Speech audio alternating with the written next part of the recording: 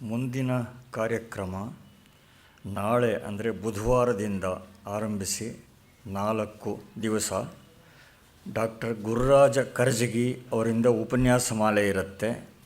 ವಿಷಯ DVG ಅವರ ನಾಟಕಗಳು. ಹಿಂದೆ ಒಂದು ಸರಣಿ ಆಗಿದೆ, ಅದರ ಮುಂದುವರಿಕೆ. ನಿನ್ನೆ ಮತ್ತು ಇವತ್ತು ಹಲವರು ವಚನಗಾರ್ತಿಯರ ಬಗ್ಗೆ ಕೇಳ್ತಾ ಇದ್ದೀವಿ. ಪಾಂಡಿತ್ಯನಿಷ್ಠವಾದ ಶಾಸ್ತ್ರ ಪರಂಪರೆ ಒಂದು ಕಡೆ, ಶ್ರದ್ಧಾವಂತರು ಆಸ್ತಿಕರು ಆಗಿದ್ದರೂ ವ್ಯುತ್ಪನ್ನರಲ್ಲದ ಸಾಮಾನ್ಯ ಜನ ಇನ್ನೊಂದು ಕಡೆ, ಎಲ್ಲರೊಡನೆ ಬೆರೆತಿದ್ದು ಎಲ್ಲರಿಂದ ಅತೀತರಾಗಿರುವ ಸಾಧಕರು ಅನುಭಾವಿಗಳು ಮತ್ತೊಂದು ಕಡೆ. ಈ ಮೂರು ಬೇರೆ ಬೇರೆಯಾದರೂ ಪರಸ್ಪರ ಪೂರಕವಾದ ಆಸ್ತಿಕ ಧಾರೆಗಳು ನಮ್ಮಲ್ಲಿ ಸಮಾನಾಂತರವಾಗಿ ಒಟ್ಟೊಟ್ಟಿಗೆ ನಮ್ಮ ಪರಂಪರೆಯಲ್ಲಿ ಶತಮಾನಗಳುದ್ದಕ್ಕೂ ಮುಂದುವರಿತಾ ಬಂದಿವೆ. ಈ ಪ್ರಸ್ಥಾನಗಳಲ್ಲಿ ಒಂದಕ್ಕೊಂದನ್ನು ಹತ್ತಿರ ತರುವ ಪ್ರಯತ್ನಗಳು ಕೂಡ ಅನಾದಿ ಕಾಲದಿಂದಲೇ ನಡೆದಿವೆ. ಇದಕ್ಕೆ ಕಾರಣ ಅಂದರೆ ಜೀವನದ ಲಕ್ಷ್ಯ ಏನು, ಅಂತರಂಗದ ಮುಂದೆ ಎಲ್ಲರೂ ಇಟ್ಕೋಬೇಕಾದ ಗುರಿ ಏನು, ಇದರ ಬಗ್ಗೆ ಎಲ್ಲರಿಗೂ ಸ್ಪಷ್ಟತೆ ಇತ್ತು. ಇವುಗಳಲ್ಲಿ ಒಂದು ಪ್ರಸ್ಥಾನದ ಪರಿಜ್ಞಾನದಿಂದ ಇನ್ನೊಂದಕ್ಕೆ ಪ್ರಯೋಜನಕರ ಆಗುವ ಅಂಶಗಳೇನು ಅನ್ನೋದರ ಬಗ್ಗೆ ಕೂಡ ಎಲ್ಲರೂ ಯೋಚನೆ ಮಾಡ್ತಾ ಬಂದಿದ್ದಾರೆ. ಶುಷ್ಕ ದಾರ್ಶನಿಕ ತಾರ್ಕಿಕ ಗೊಂದಲಗಳಿಂದ ಆಚೆ ಬನ್ನಿ ಅನ್ನುವ ಧ್ವನಿಯ ವಚನಗಳು ನೂರಾರಿವೆ. ಆದರೆ ಅರ್ಥದ ಒಳಹೊಕ್ಕು ನೋಡುವಾಗ ಶಬ್ದಜಾಲಗಳನ್ನು ಮೀರಿ ತತ್ವಾನುಸಂಧಾನ ಮಾಡಿ ಅನ್ನುವ ಸಂದೇಶವೇ ಎಲ್ಲ ಕಡೆ ಎದ್ದು ಕಾಣುತ್ತೆ. ಈ ನಿಲುವಂತೂ ನಿರಾಕ್ಷೇಪಣೀಯ ಮಾತ್ರವಲ್ಲ, ಬ್ರದರ್ ಲಾರೆನ್ಸಿಂದ ಹಿಡಿದು ತುಕಾರಾಮ್, ಸಂತ ಕಬೀರರವರೆಗೆ ಜಗತ್ತಿನ ಎಲ್ಲ ಅನುಭಾವಿಗಳು ನೀಡಿರುವ ಸಂದೇಶ ಇದೇನೆ. ವಚನಕಾರರು ಅದೇ ಸಂದೇಶವನ್ನು ನೀಡಿದ್ದಾರೆ. ವಚನಗಳು ಎತ್ತಿ ಹಿಡಿದಿರುವ ಮೌಲ್ಯಗಳು ಎಷ್ಟು ಸಾರವಂತವಾದವು ಅನ್ನೋದನ್ನು, ಅಸಂಖ್ಯ ವಚನಗಳ ಸಾಲುಗಳು ಸಾಮಾನ್ಯ ಕನ್ನಡಿಗರ ಆಡುಮಾತಿನ ಭಾಗಗಳೇ ಆಗಿಬಿಟ್ಟಿವೆ ಅನ್ನೋದು ಎತ್ತಿ ತೋರಿಸುತ್ತೆ. ಈ ಪ್ರಸ್ಥಾನಕ್ಕೆ ವಚನಗಾರ್ತಿಯರದು ಎಷ್ಟು ದೊಡ್ಡ ಕೊಡುಗೆ ಇದೆ ಅನ್ನೋದನ್ನು ನಿನ್ನೆಯಿಂದ ಸ್ಮರಿಸ್ತಾ ಇದ್ದೀವಿ. ಮೂಳಿಗೆ ಮಹಾದೇವಿ, ಸತ್ಯಕ್ಕ ಮೊದಲಾದ ಹಲವಾರು ವಚನಗಳನ್ನು ನಿನ್ನೆ ನೋಡಿದೆವು. ಇವತ್ತು ಇನ್ನು ಹಲವಾರು ವಚನಗಾರ್ತಿಯರ ಪರಿಚಯ ಆಗೋದಿದೆ. ಸಾಮಾನ್ಯರ ನಡುವೆ ಹೆಚ್ಚು ಪ್ರಚಲಿತವಲ್ಲದ ಈ ವಿಷಯವನ್ನು ಕುರಿತು ಮನಮುಟ್ಟುವ ಹಾಗೆ ನಮಗೆ ತಿಳಿಸ್ಕೊಡ್ತಾ ಇರುವ ಶ್ರೀಮತಿ ಎಚ್ ಜಿ ಶೋಭಾ ಅವರಿಗೆ ತಮ್ಮೆಲ್ಲರ ಪರವಾಗಿ, ಪ್ರಾಯೋಜಕರ ಪರವಾಗಿ ಹಾಗೂ ಗೋಖಲೆ ಸಂಸ್ಥೆಯ ಪರವಾಗಿ ವಂದನೆ ಸಲ್ಲಿಸ್ತಾ ಇದ್ದೇನೆ. ಮಾಸ್ತಿ ವೆಂಕಟೇಶ ಅಯ್ಯಂಗಾರ್ ಜೀವನ ಕಾರ್ಯಾಲಯದ ಮತ್ತು ಮಾಸ್ತಿ ಅಧ್ಯಯನ ಪೀಠದ ಸಂಚಾಲಕರಾದ ಡಾಕ್ಟರ್ ವಸಂತಶ್ರೀ ಅವರು ದಯವಿಟ್ಟು ವೇದಿಕೆಗೆ ಬಂದು ಉಪನ್ಯಾಸಕರಿಗೆ ಗೌರವಾರ್ಪಣೆ ಮಾಡಬೇಕು ಅಂತ ವಿನಂತಿ ಮಾಡ್ತೀನಿ.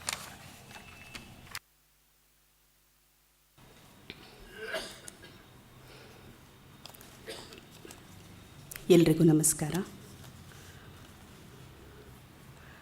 ಆತ್ಮೀಯ ಬಂಧು ಭಗಿನಿಯರೇ, ಹಿರಿಯರೇ, ಬಹುಶಃ ನಿನ್ನೆ ತಮ್ಮ ಜೊತೆ ಕೆಲವು ವಚನಕಾರ್ತಿಯರ ಬಗ್ಗೆ ಒಂದಷ್ಟು ವಿಷಯಗಳನ್ನು ಹಂಚಿಕೊಂಡಿದ್ದೆ.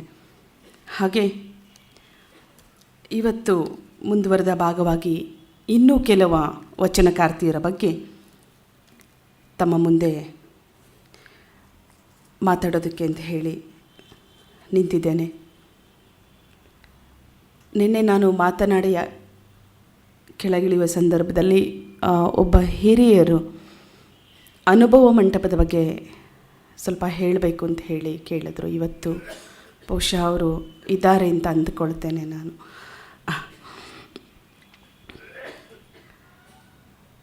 ನಾನು ಮೊಟ್ಟ ಮೊದಲು ಅನುಭವ ಮಂಟಪದ ಬಗ್ಗೆ ಸ್ವಲ್ಪ ವಿಷಯವನ್ನು ಪ್ರಸ್ತಾಪ ಮಾಡಿ ನಂತರ ಮುಂದಿನ ವಚನಕಾರ್ತಿಯರ ಬಗ್ಗೆ ನಾನು ವಿಷಯಗಳನ್ನು ತೆಗೆದುಕೊಳ್ತೇನೆ. ತಮಗೆಲ್ರಿಗೂ ಗೊತ್ತಿರೋ ಹಾಗೆ ನಮ್ಮ ದೇಶದ ತುಂಬ ಹಿರಿಯ, ನಾವು ಅದನ್ನು ಮನೆ ಅಂತ ಹೇಳಿ ಕರೆಯುವಂಥದ್ದು, ಸಂಸತ್ತು, ಲೋಕಸಭೆ ಅಂತ ಹೇಳಿ ಏನೋ ಕರಿತೀವಿ, ಅದರ ಆರಂಭಕ್ಕೆ, ಅದರ ಕಲ್ಪನೆಗೆ ಪೂರಕವಾಗಿ ಇದ್ದಂತಹದ್ದೇ ಅನುಭವ ಮಂಟಪ. 12ನೇ ಶತಮಾನದಲ್ಲಿ ಬಸವ ಕಲ್ಯಾಣದಲ್ಲಿ, ಬೀದರ್ ಜಿಲ್ಲೆಯಲ್ಲಿ ಇರುವಂತಹ ಬಸವ ಕಲ್ಯಾಣ, ಈಗಿನ ಬೀದರ್ ಜಿಲ್ಲೆಯಲ್ಲಿ ಆ ಬಸವ ಕಲ್ಯಾಣ ಇದೆ, ಅಲ್ಲಿ ಇದ್ದಂತಹ ಅನುಭವ ಮಂಟಪ ಅಂತ ಹೇಳಿ ನಾವೇನು ಕರಿತೀವಿ, ಎಲ್ಲ ವಚನಕಾರರನ್ನು ಒಂದೆಡೆಗೆ ಸೇರಿಸಿ ಅವರಿಗೆ ಚರ್ಚೆಗೆ, ಗೋಷ್ಠಿಗೆ ಇದ್ದಂತಹ ಒಂದು ಸ್ಥಳ ಅನುಭವ ಮಂಟಪ. ಅಲ್ಲಿ ಶಿವಾನುಭವ ಗೋಷ್ಠಿಗಳು ನಡೀತಾ ಇತ್ತು, ಚರ್ಚೆಗಳು ನಡೀತಾ ಇತ್ತು, ಸಾಮಾಜಿಕ ಮೌಲ್ಯಗಳ ಬಗ್ಗೆ ಚರ್ಚೆಗಳು, ಧಾರ್ಮಿಕ ಮೌಲ್ಯಗಳ ಬಗ್ಗೆ ಚರ್ಚೆಗಳು, ಜೀವನ ನಿಷ್ಠೆ ಬಗ್ಗೆ ಚಿಂತನೆಗಳನ್ನು ನಡೆಸ್ತಾ ಇದ್ದಂತಹ ವಚನಕಾರರು ಅವತ್ತು ಅನುಭವ ಮಂಟಪಕ್ಕೆ ಬಹಳ ವಿಶೇಷವಾದಂತಹ ಒಂದು ಸ್ಥಾನವನ್ನು ಕೊಟ್ಟಿದ್ದರು. ನಾವು ಅದನ್ನೊಂಚೂರು ಇತ್ತೀಚಿನ ಇಂದಿನ ಅನುಭವ ಮಂಟಪವನ್ನು ನಾವು ಹೋಲಿಸಿ ನೋಡೋದಕ್ಕೆ ಹೋದರೆ, ಇವತ್ತಿರುವಂತಹ ಅನುಭವ ಮಂಟಪ, ನಾವು ಅದಕ್ಕೆ ಅನುಭವ ಮಂಟಪ ಅಂತ ಕರಿಬೇಕೋ ಬೇಡವೋ ನನಗೂ ಅರ್ಥ ಆಗ್ತಿಲ್ಲ. ವಿಧಾನಸೌಧ, ವಿಧಾನಸಭೆ ಮತ್ತು ಲೋಕಸಭೆ, ಶರ್ಟನ್ನು ಹರಿದುಕೊಂಡು ಜಗಳ ಆಡುವಂತಹ ಅವರಿಗೆ ನಾವು ಅವತ್ತು ಶರಣರು ಅಂತ ಹೇಳಿದ್ವಿ, ಇವರಿಗೆ ನಾವೇನು ಅನ್ನಬೇಕು? ಲೋಕಸಭೆಯಲ್ಲಿ ಪ್ರತಿಗಳನ್ನು ಹರಿದಾಕಿ, ಚೇರ್ಗಳನ್ನು ಬಿಸಾಕಿ, ಟೇಬಲ್ ಮೇಲೆ ನಿಂತು, ಮೊನ್ನೆ ವಿಧಾನಸಭೆಯಲ್ಲಿ ನೀರಿನ ಬಾಟ್ಲಿ ತೊಗೊಂಡು ತಲೆ ಮೇಲೆ ನೀರನ್ನು ಸುರಿದುಕೊಂಡಂತಹ ಒಬ್ಬ ವಿಧಾನಸಭಾ ಸದಸ್ಯರು. ನಾವೊಂಚೂರು ಅಲ್ಲಿದ್ದಕ್ಕೂ ಇಲ್ಲಿದ್ದಕ್ಕೂ ಯೋಚನೆಯನ್ನು ಮಾಡೋಣ. ನಾನು ಹೇಳಿದೆ, ಸಾಮಾಜಿಕ ಮೌಲ್ಯಗಳು, ಧಾರ್ಮಿಕ ಮೌಲ್ಯಗಳು, ಜೀವನ ನಿಷ್ಠೆ ಬಗ್ಗೆ ಚರ್ಚೆ ಆಗ್ತಿದ್ದ ಆ ಅನುಭವ ಮಂಟಪದಲ್ಲಿ, ಅದೇ ಅನುಭವ ಮಂಟಪವನ್ನು ಪೂರಕವಾಗಿಟ್ಟುಕೊಂಡು ಮಾಡಿರುವಂತಹ ಇವತ್ತಿನ ಸಂಸತ್ತೇನಿದೆ, ವಿಧಾನಸಭಾ ಏನಿದೆ, ಇದನ್ನು ನಾವು ಆಲಯ ಅಂತ ಹೇಳಿ ಕರೀಲಿಕ್ಕೆ ಸಾಧ್ಯನಾ? ನಾವು ಸ್ವಲ್ಪ ಯೋಚನೆಯನ್ನು ಮಾಡುವಂಥದ್ದು. ಅಂದರೆ ನಾವು ಎತ್ತ ಸಾಕ್ತಿದ್ದೀವಿ, ಹೇಗಿದ್ದೀವಿ, ನಮ್ಮ ಬದುಕಿನ ಒಂದು ಲಯ ಎಲ್ಲಿ ತಪ್ತಿದೆ ಅನ್ನುವಂಥದ್ರ ಬಗ್ಗೆ ನಾವಿವತ್ತು ಚಿಂತನೆಯನ್ನು ಮಾಡಬೇಕಾಗಿದೆ ಅನ್ನುವಂಥದ್ದನ್ನು ಅನುಭವ ಮಂಟಪದ ಬಗ್ಗೆ ಹೇಳುವಾಗ ಇದೆಲ್ಲ ನೆನಪಾಗುತ್ತೆ. ಬಹುಶಃ ಐಹೊಳೆ ಪಟ್ಟದಕಲ್ಲು ಹೋದಾಗ ನಾವೊಂದು ದೇವಸ್ಥಾನ, ಒಂದು ಕಟ್ಟಡವನ್ನು ನೋಡ್ತೀವಿ. ಅಲ್ಲಿ ಅದನ್ನು ಅಲ್ಲಿರುವಂಥ ಗೈಡ್ ನಮಗೆ ಹೇಳುವಂಥದ್ದು, ಇದನ್ನು ನೋಡಿ ಪಾರ್ಲಿಮೆಂಟನ್ನು ಕಟ್ಟಿದ್ರು ಅಂತೇಳಿ. ಹಾಗೇ ಇದೆ, ಅದು ಸುಮಾರು ಶತಮಾನಗಳ ಹಿಂದೆ ಕಟ್ಟಿರುವಂಥದ್ದು, ಅದನ್ನು ನೋಡಿ ಕಟ್ಟಿದ್ದಾರೆ ಅನ್ನೋಂಥದ್ದು, ಅದು ಹಾಗೇ ಇರುವಂಥದ್ದು. ಅಂದರೆ ಹೊರನೋಟದ ಕಟ್ಟಡದ ವಿನ್ಯಾಸ ಇಲ್ಲಿ ಇದು ಕರ್ನಾಟಕದ್ದೇ ಅಲ್ಲಿ ಇರುವಂಥದ್ದು. ಒಳಭಾಗದಲ್ಲೂ ಸಹ ಚರ್ಚೆ, ಅಂತರಂಗ ಮತ್ತು ಬಹಿರಂಗ ಎರಡರಲ್ಲೂ ಕರ್ನಾಟಕದ ರೀತಿ ನೀತಿಯನ್ನೇ ತೆಗೆದುಕೊಂಡಂತಹ ಇವತ್ತು ಸಂಸತ್ತು ಹೇಗಿದೆ ಅನ್ನುವಂಥದ್ರ ಬಗ್ಗೆ ನಾವು ಒಂದಷ್ಟು ಯೋಚನೆಯಿಂದ ವಿಶ್ಲೇಷಣೆಯನ್ನು ಮಾಡೋದಕ್ಕೆ ಹೋದಾಗ ಬಹಳ ಕಷ್ಟ ಆಗುತ್ತೆ, ಮಾತಾಡೋದಕ್ಕೂ ಬೇಸರ ಆಗುತ್ತೆ ಅನ್ನುವಂಥದ್ದು. ಆ ಅನುಭವ ಮಂಟಪದಲ್ಲಿ ನಾವು ಇದನ್ನು ಬಸವಣ್ಣನವರು ಸ್ಥಾಪನೆ ಮಾಡಿರುವಂಥದ್ದು. ಬಸವಣ್ಣನವರು ಅಲ್ಲಿ ಮಾಡುವಾಗ ಅವರ ಮನಸ್ಸಿನಲ್ಲಿದ್ದು ಅದೊಂದು ತತ್ವದ ಸಂಕೇತ ಅನ್ನುವಂಥದ್ದನ್ನು ಮನಸ್ಸಿನಲ್ಲಿಟ್ಟುಕೊಂಡು ಅನುಭವ ಮಂಟಪವನ್ನು ಸ್ಥಾಪನೆ ಮಾಡಿದ್ರು. ಹಾಗೆ ಅದು ಶೂನ್ಯ ಸಿಂಹಾಸನ ಮಠ. ಬಹುಶಃ ತಮಗೆಲ್ರಿಗೂ ಗೊತ್ತಿರೋ ಹಾಗೆ ಅಂದ್ಕೊಳ್ತೇನೆ. ಮೊದಲು ಅಲ್ಲಮ ಪ್ರಭುಗಳಿಂದ ಹಿಡಿದು, ಬಸವಣ್ಣನವರಿಂದ ಹಿಡಿದು ಕೊನೆಯ ಶೂನ್ಯ ಪೀಠಾಧಿಪತಿಗಳು ಯಡಿಯೂರು ಸಿದ್ಧಲಿಂಗೇಶ್ವರರು ಅಂತ ಹೇಳಿ, ಅಷ್ಟು ವರ್ಷಗಳ ಕಾಲ ಆ ನಾನು ಶೂನ್ಯ ಅನ್ನೋದ್ರ ಬಗ್ಗೆ ನೆನ್ನೆನೇ ತಮಗೆ ಹೇಳಿದ್ದೇನೆ. ಶೂನ್ಯ ಅಂದರೆ ಏನು? ಶೂನ್ಯ ಅಂದಾಗ ನಾವೆಲ್ಲ ಅಂದ್ಕೊಳ್ಳೋ ಥರದಲ್ಲಿ ಒಂದು ಸೊನ್ನೆ ಅಲ್ಲ ಅನ್ನುವಂಥದ್ದನ್ನು, ಅದಕ್ಕೆ ಶೂನ್ಯ ಸಿಂಹಾಸನ ಪೀಠ, ಶೂನ್ಯ ಸಿಂಹಾಸನ ಒಂದು ಏನು ಧರ್ಮವನ್ನೇ ಎತ್ತಿಡಿಯುವಂತಹ ಒಂದು ಮಂಟಪ ಆಗಿತ್ತು ಅನ್ನುವಂಥದ್ದನ್ನು ಡಾಕ್ಟರ್ ತಿಪ್ಪೇರುದ್ರಸ್ವಾಮಿಯವರು ಅದು ಶೂನ್ಯ ಸಂಪಾದನೆಯಲ್ಲಿ ಹೇಳ್ತಾ ಹೋಗ್ತಾರೆ. ಮತ್ತು ಅಲ್ಲಿ ಎಲ್ಲ ವಿಷಯಗಳ ಬಗ್ಗೆ ಚರ್ಚೆಯನ್ನು ಮಾಡ್ತಾಯಿದ್ರು. ಜೊತೆಗೆ ಈ ಶಿವಾನುಭವ ಗೋಷ್ಠಿಗಳು ಹೆಚ್ಚು ಶರಣರ ಮಧ್ಯೆ ಚರ್ಚೆಗಳು ನಡೀತಾ ಇತ್ತು ಅವರ ಕಾಯಕದ ಬಗ್ಗೆ ಅಂತ ಹೇಳಿ. ನಾನು ಒಂದು ತಮ್ಮಲ್ಲಿ ನಾನು ನಿನ್ನೆ ಹೇಳಿದ ಹಾಗೆ ಒಂದು ವಚನವನ್ನು ಏನು ಅನುಭವ ಮಂಟಪದಲ್ಲಿ ಒಂದು ಸಲ ಗೋಷ್ಠಿ ನಡೀತಾ ಇತ್ತು. ಆ ಗೋಷ್ಠಿಯಲ್ಲಿ ನಾನು ನಿನ್ನೆ ಹೇಳಿದೆ ಮೋಳಿಗೆ ಮಾರಯ್ಯ ಅಂತ ಹೇಳಿ ಮಹಾದೇವ ಮನಗಂಡ ಅಲ್ಲಿ ಆತ ಹೇಳುವಂಥದ್ದು ಒಂದು ವಚನ ಕಾಯಕದ ಬಗ್ಗೆನೇ ಹೆಚ್ಚು ಅಲ್ಲಿ ನಡೀತಾ ಇದ್ದಂಥದ್ದು ಚರ್ಚೆಗಳು ಕಾಯಕದ ಬಗ್ಗೆ. ಜೀವನ ಅಂದಾಕ್ಷಣ ಅಲ್ಲಿ ಕಾಯಕ ಬಿಟ್ಟರೆ ಬೇರೆ ಏನೂ ಅವತ್ತಿನ ಒಂದು ಇದರಲ್ಲಿ ಅವರು ನೋಡ್ತಾನೆ ಇರಲಿಲ್ಲ. ಅಷ್ಟೊಂದು ತಲ್ಲೀನರಾಗಿ ಕಾಯಕವನ್ನು ಮಾಡ್ತಾಯಿದ್ರು, ಕಾಯಕದಲ್ಲಿ ಅವರು ತೊಡ್ಕೊಳ್ತಾ ಇದ್ರು ಅಂಥೇಳಿ. ಕಾಯಕವೇ ಕೈಲಾಸ ಅನ್ನುವಂಥದ್ದನ್ನು ನಾವೆಲ್ಲರೂ ಕೇಳ್ಪಟ್ಟಿದ್ದೇವೆ. ಕಾಯಕವನ್ನೇ ಕೈಲಾಸ ಅಂದುಕೊಂಡಂತಹ ಸಂದರ್ಭ ಆ ಒಂದು ವಚನ ಕಾಲ ಅಂತ ಹೇಳಿ ಮಾರಯ್ಯ ಹೇಳುವಂಥದ್ದು ಒಂದು ಸಲ ಕಾಯಕದ ಬಗ್ಗೆನೇ ಹೇಳುವಂಥದ್ದು. ಕಾಯಕದಲ್ಲಿ ನಿರತನಾದರೆ ಗುರು ದರ್ಶನವನ್ನಾದರೂ ಮರೆಯಬೇಕು. ನಾನು ಹೇಳಿದೆ ಕಾಯಕ ಅನ್ನೋಂಥದ್ದು ಅವರು ಎಷ್ಟರ ಮಟ್ಟಿಗೆ ತಗೊಂಡಿದ್ರು. ಗುರು ಬಂದಿದ್ದಾರೆ, ಗುರು ದರ್ಶನ ಮಾಡಬೇಕು ಅಂತ ಹೇಳಿ ಅಂದ್ಕೊಳ್ಳೋವಂಥದ್ದನ್ನು ಸಹ ನಾವು ಕಾಯಕದಲ್ಲಿದ್ದಾಗ ಮರೆಯಬೇಕು ಅನ್ನೋಂಥದ್ದನ್ನು ಹೇಳ್ತೇನೆ. ಲಿಂಗ ಪೂಜೆಯನ್ನಾದರೂ ಮರೆಯಬೇಕು, ಜಂಗಮ ಮುಂದಿದ್ದಡು ಹಂಗು ಹರಿಯಬೇಕು. ಜಂಗಮ ಮುಂದಿದ್ದರೆ ಬಹುಶಃ ನಾವೆಲ್ಲರೂ ಹೋಗಿ ನಮ್ಮಲ್ಲಿ ಅದೊಂದು ಇದಿದೆ, ಏನು ಸಂಪ್ರದಾಯ ಇದೆ, ತಕ್ಷಣಕ್ಕೆ ನಮಸ್ಕಾರ ಮಾಡುವಂಥದ್ದು, ಅವರಿಗೊಂದು ಗೌರವವನ್ನು ಕೊಡುವಂಥದ್ದು, ಅದೆಲ್ಲ ಇದೆ. ಜಂಗಮ ಮುಂದಿದ್ದರೂ ಹಂಗು ಹರಿಯಬೇಕು, ಕಾಯಕವೇ ಕೈಲಾಸವಾದ ಕಾರಣ ಅಮರೇಶ್ವರ ಲಿಂಗವಾಯಿತಾದಡು ಕಾಯಕದಳು. ಮಾರಯ್ಯ ಹೇಳ್ತಾನೆ. ಇದು ಹೇಳಿದ ತಕ್ಷಣ ನಮ್ಮಲ್ಲಿ ಇನ್ನೊಬ್ಬ ಶರಣ ನುಲಿಯ ಚಂದಯ್ಯನು ಸಹ ಇಂತಹದ್ದೇ ಒಂದು ಅಭಿಪ್ರಾಯವನ್ನು ವ್ಯಕ್ತಪಡಿಸಿದ್ದಂಥದ್ದನ್ನು ಅಲ್ಲಿ ಇದ್ದಂತಹ ಎಲ್ಲ ಶರಣರು ವಚನಕಾರರು ಜ್ಞಾಪಿಸ್ಕೊಳ್ತಾರೆ. ಅಂದರೆ ಗುರು ಲಿಂಗ ಎಲ್ಲದಕ್ಕಿಂತ ಮಹತ್ವವನ್ನು ಅವತ್ತು ಅವರು ಕೊಡ್ತಾ ಇದ್ದಿದ್ದು ಕಾಯಕ ನಿಷ್ಠೆಗೆ ಅನ್ನುವಂಥದ್ದನ್ನು ನಾವಿಲ್ಲಿ ನೆನಪಿಸ್ಕೊಳ್ಬೇಕಾಗುತ್ತೆ. ಇವತ್ತು ನಾನು ಒಂದು ಸಣ್ಣ ಘಟನೆಯನ್ನು ಉದಾಹರಣೆನ ಇದಕ್ಕೆ ಜೋಡಿಸೋದಕ್ಕೆ ಇಷ್ಟಪಡ್ತೇನೆ. ಇವತ್ತು ನಮ್ಮಲ್ಲಿ ಏನಾಗಿದೆ ಅಂದರೆ, ನಮ್ಮಲ್ಲಿ ಇವತ್ತು ಮಾತೆಯರು ಇಲ್ಲಿ ಇರೋದ್ರಿಂದ ನಾನು ಹೇಳ್ತೇನೆ, ಬಹಳಷ್ಟು ನಮ್ಮಲ್ಲಿ ಸಮಯವನ್ನು ವ್ಯರ್ಥ ಮಾಡುವಂಥದ್ದು. ಕಾಯಕ ಅಂತ ಹೇಳಿ ನಾವು ಇವತ್ತು ಅಂದ್ಕೊಳ್ಳುವಂಥದ್ದಿಲ್ಲ. ನನಗೆ ಸಮಯ ಇದೆ, ನಾನು ಇಡೀ ದಿನ ನಾನು ಟಿ ವಿ ನೋಡ್ತೇನೆ ಅಥವಾ ಬೇರೆ ಏನಾದರೂ ಮಾಡ್ತೀನಿ, ನನಗೆ ಬೇರೆದ್ರ ಬಗ್ಗೆ ಗಮನವೇ ಇರಲ್ಲ. ಎಷ್ಟೋ ಸಲ ನಮ್ಮ ಸಂಸ್ಥೆದು ಒಂದು ಸಲಹಾ ಕೇಂದ್ರವನ್ನು ನಾವು ನಡೆಸ್ತಾ ಇದ್ದೇವೆ. ಸಲಹಾ ಕೇಂದ್ರದಲ್ಲಿ ಮಹಿಳೆಯರು ಬಂದಾಗ ಆ ಮಹಿಳೆಯರ ಸಮಸ್ಯೆಗಳನ್ನು ನೋಡಿದಾಗ ನಂಗೆ ಅನಿಸೋಂಥದ್ದು, ಇವತ್ತು ಎಷ್ಟೊಂದು ಸಮಯ ನಮ್ಮಲ್ಲಿ ಹೆಣ್ಮಕ್ಳು ಸಮಯವನ್ನು ವ್ಯರ್ಥ ಮಾಡ್ತಾ ಇದ್ದಾರೆ. ಯಾಕೆ ಇಂತಹದ್ದನ್ನು ಅವರು ತೆಗೆದುಕೊಂಡು ಕೆಲಸವನ್ನು ಮಾಡಬಾರ್ದು? ವಾರಕ್ಕೆ 1 ಗಂಟೆ 2 ಗಂಟೆ ಅಥವಾ ಒಂದು ಅರ್ಧ ದಿನ ಸಮಯವನ್ನು ಕೊಟ್ಟು ಇಂತಹ ಸಮಸ್ಯೆಗಳು ಎಲ್ಲಿದೆ ಅಂತಹ ಸಮಸ್ಯೆಗಳಿಗೆ ಗಮನವನ್ನು ಯಾಕೆ ಹರಿಸಬಾರ್ದು ಅನ್ನುವಂಥದ್ದನ್ನು ಅಂದ್ಕೊಳ್ಳುವಂಥದ್ದು ಇದೆ. ಅದ್ರ ಬಗ್ಗೆ ಸುಮಾರು ಕಡೆಗೆ ಪ್ರಸ್ತಾಪವನ್ನು ಸಹ ಮಾಡಿದ್ದುಂಟು. ನಾನು ಯಾತಕ್ಕೆ ಇಲ್ಲ ಅದನ್ನು ತೆಗೆದುಕೊಂಡೆ ಅಂದರೆ, ಕಾಯಕ ಬಂದಾಗ, ಕಾಯಕದಲ್ಲಿ ಇದ್ದಾಗ ನಾನು ಗುರು ಜಂಗಮ ಯಾರೇ ಬರಲಿ, ಲಿಂಗ ಪೂಜೆ ಆಗಲಿ, ನಾನೆಲ್ಲದನ್ನು ಮರಿಬೇಕು ಅಂತ ಹೇಳುವಂತಹ ಮಾರಯ್ಯ, ಶರಣ ಮಾರಯ್ಯ ಇವತ್ತಿಗೂ ಪ್ರಸ್ತುತ ಅನ್ನೋವಂಥದ್ದನ್ನು ನಾವು ಯೋಚನೆಯನ್ನು ಮಾಡುವಂಥದ್ದು ಇಲ್ಲಿ ಪ್ರಸ್ತುತ. ಆ ಮಾರಯ್ಯನ ಆ ಒಂದು ವಚನಕ್ಕೆ ಆಲಮಪ್ರಭುಗಳು ಏನು ಹೇಳ್ತಾರೆ, ಅಲ್ಲಿ ಏನೋ ಅವರಿಗೆ ಒಂದು ಕೊರತೆ ಬರುತ್ತೆ ಆ ವಚನದಲ್ಲಿ, ಹೇಳಿದಂತಹ ವಚನದಲ್ಲಿ. ಅಂದರೆ ನಾನು ಅನ್ನೋಂಥದ್ದು ಎಲ್ಲೋ ಒಂದು ಚೂರಲ್ಲಿ ಕಾಣಿಸ್ಕೊಳ್ಳುತ್ತೆ ಅಂತೆ, ನಮಗೆಲ್ಲೂ ಕಾಣಿಸ್ತಿಲ್ಲ. ನಾನು ಹೇಳಿದ್ದಂಥ ವಚನದಲ್ಲಿ ನಾನು ಅನ್ನೋಂಥದ್ದು ಎಲ್ಲೂ ಕಾಣಿಸ್ತಿಲ್ಲ. ಲಿಂಗ ಪೂಜೆ ಬಿಡಿ, ಗುರು ಪೂಜೆ ಬಿಡಿ, ಗುರು ದರ್ಶನವನ್ನು ಬಿಡಿ, ಎಲ್ಲದನ್ನು ಬಿಡಿ ಕಾಯಕ ಮಾಡುವಾಗ, ಅದೇನು ತುಂಬ ಮಹತ್ವ ಅಲ್ಲ ಅನ್ನೋಂಥದ್ದು ಹೇಳಿದ್ದಾರೆ. ಆದರೆ ಅಲ್ಲಮ್ಮ ಪ್ರಭುಗಳು ಅಲ್ಲೆಲ್ಲೋ ಒಂದು ಚೂರು ಒಂದು ಕೊರತೆಯನ್ನು ಎತ್ತಿ ಹಿಡಿತಾರೆ ಅಲ್ಲಮ್ಮ ಪ್ರಭುಗಳು. ಆ ಜೊತೆಗೆ ಮಾರಯ್ಯನಿಗೆ ಎಚ್ಚರಿಸ್ತಾರೆ. ನಾನು ಎಂಬುದು ಅಳೆಯುವ ನಿರಹಂಕಾರಕ್ಕೆ ಸಾಧನವಾಗಬೇಕು, ಮಾಡುವ ಮಾಟದಿಂದಲೇ ಬೇರೊಂದನ್ನು ಅರಿಯಬೇಕು, ಆ ಅರಿವಿಗೆ ಆತ್ಮದ ಅವಲಂಬನೆ ಬೇಕು, ಆಗ ಬಯಲ ಭ್ರಮೆ ಕಳೆದು ಗುಹೇಶ್ವರ ಲಿಂಗದಲ್ಲಿ ನಿಜ ಪದವನ್ನೈದುವುದು ಸಾಧ್ಯವಾಗುತ್ತದೆ.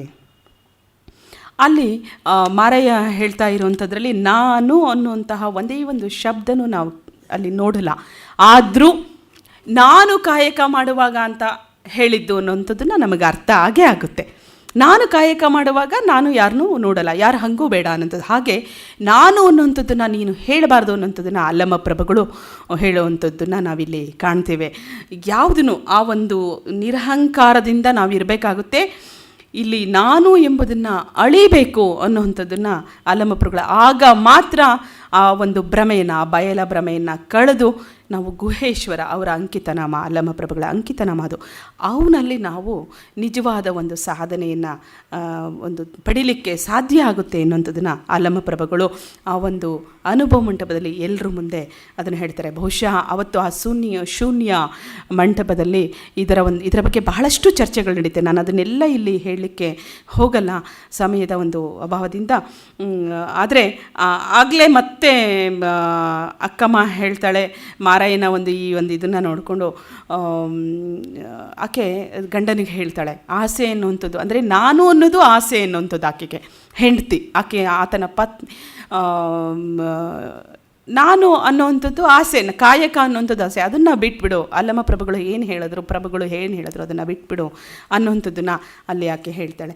ಅಷ್ಟೇ ಅಲ್ಲ, ಇದು ಅನುಭವ ಮಂಟಪದಲ್ಲಿ ಬಹುಶಃ ಅಕ್ಕ ಮಹಾದೇವಿಯ ಜೊತೆ ನಡೆದಂತಹ ಒಂದು ಏನು ಚರ್ಚೆ ಇದೆ, ಸಂವಾದ ಇದೆ, ಅದರ ಬಗ್ಗೆ ನಾವು ಯಾವ ವಚನಕಾರರನ್ನು ನಾವು ಅಲ್ಲಿ ನೋಡೋದಿಲ್ಲ. ಅಂತಹ ಒಂದು ದೊಡ್ಡ ಚರ್ಚೆ, ದೀರ್ಘವಾದ ಚರ್ಚೆ, ಮತ್ತು ಅದರಲ್ಲಿ ಆಕೆಯ ಒಂದು ಭಕ್ತಿಯನ್ನು, ಆಕೆಯ ನಿಷ್ಠೆಯನ್ನು ಎಲ್ಲವನ್ನು ಹೊರಗೆ ಹಚ್ಚುವಂತಹ ಒಂದು ಪರೀಕ್ಷೆಯನ್ನು ಅಲ್ಲಮ ಪ್ರಭುಗಳು ಆಕೆ ಅನುಭವ ಮಂಟಪಕ್ಕೆ ಬಂದಾಗ ಅದನ್ನು ಆಕೆಗೆ ಆ ಪರೀಕ್ಷೆಯನ್ನು ಒಡ್ತಾರೆ.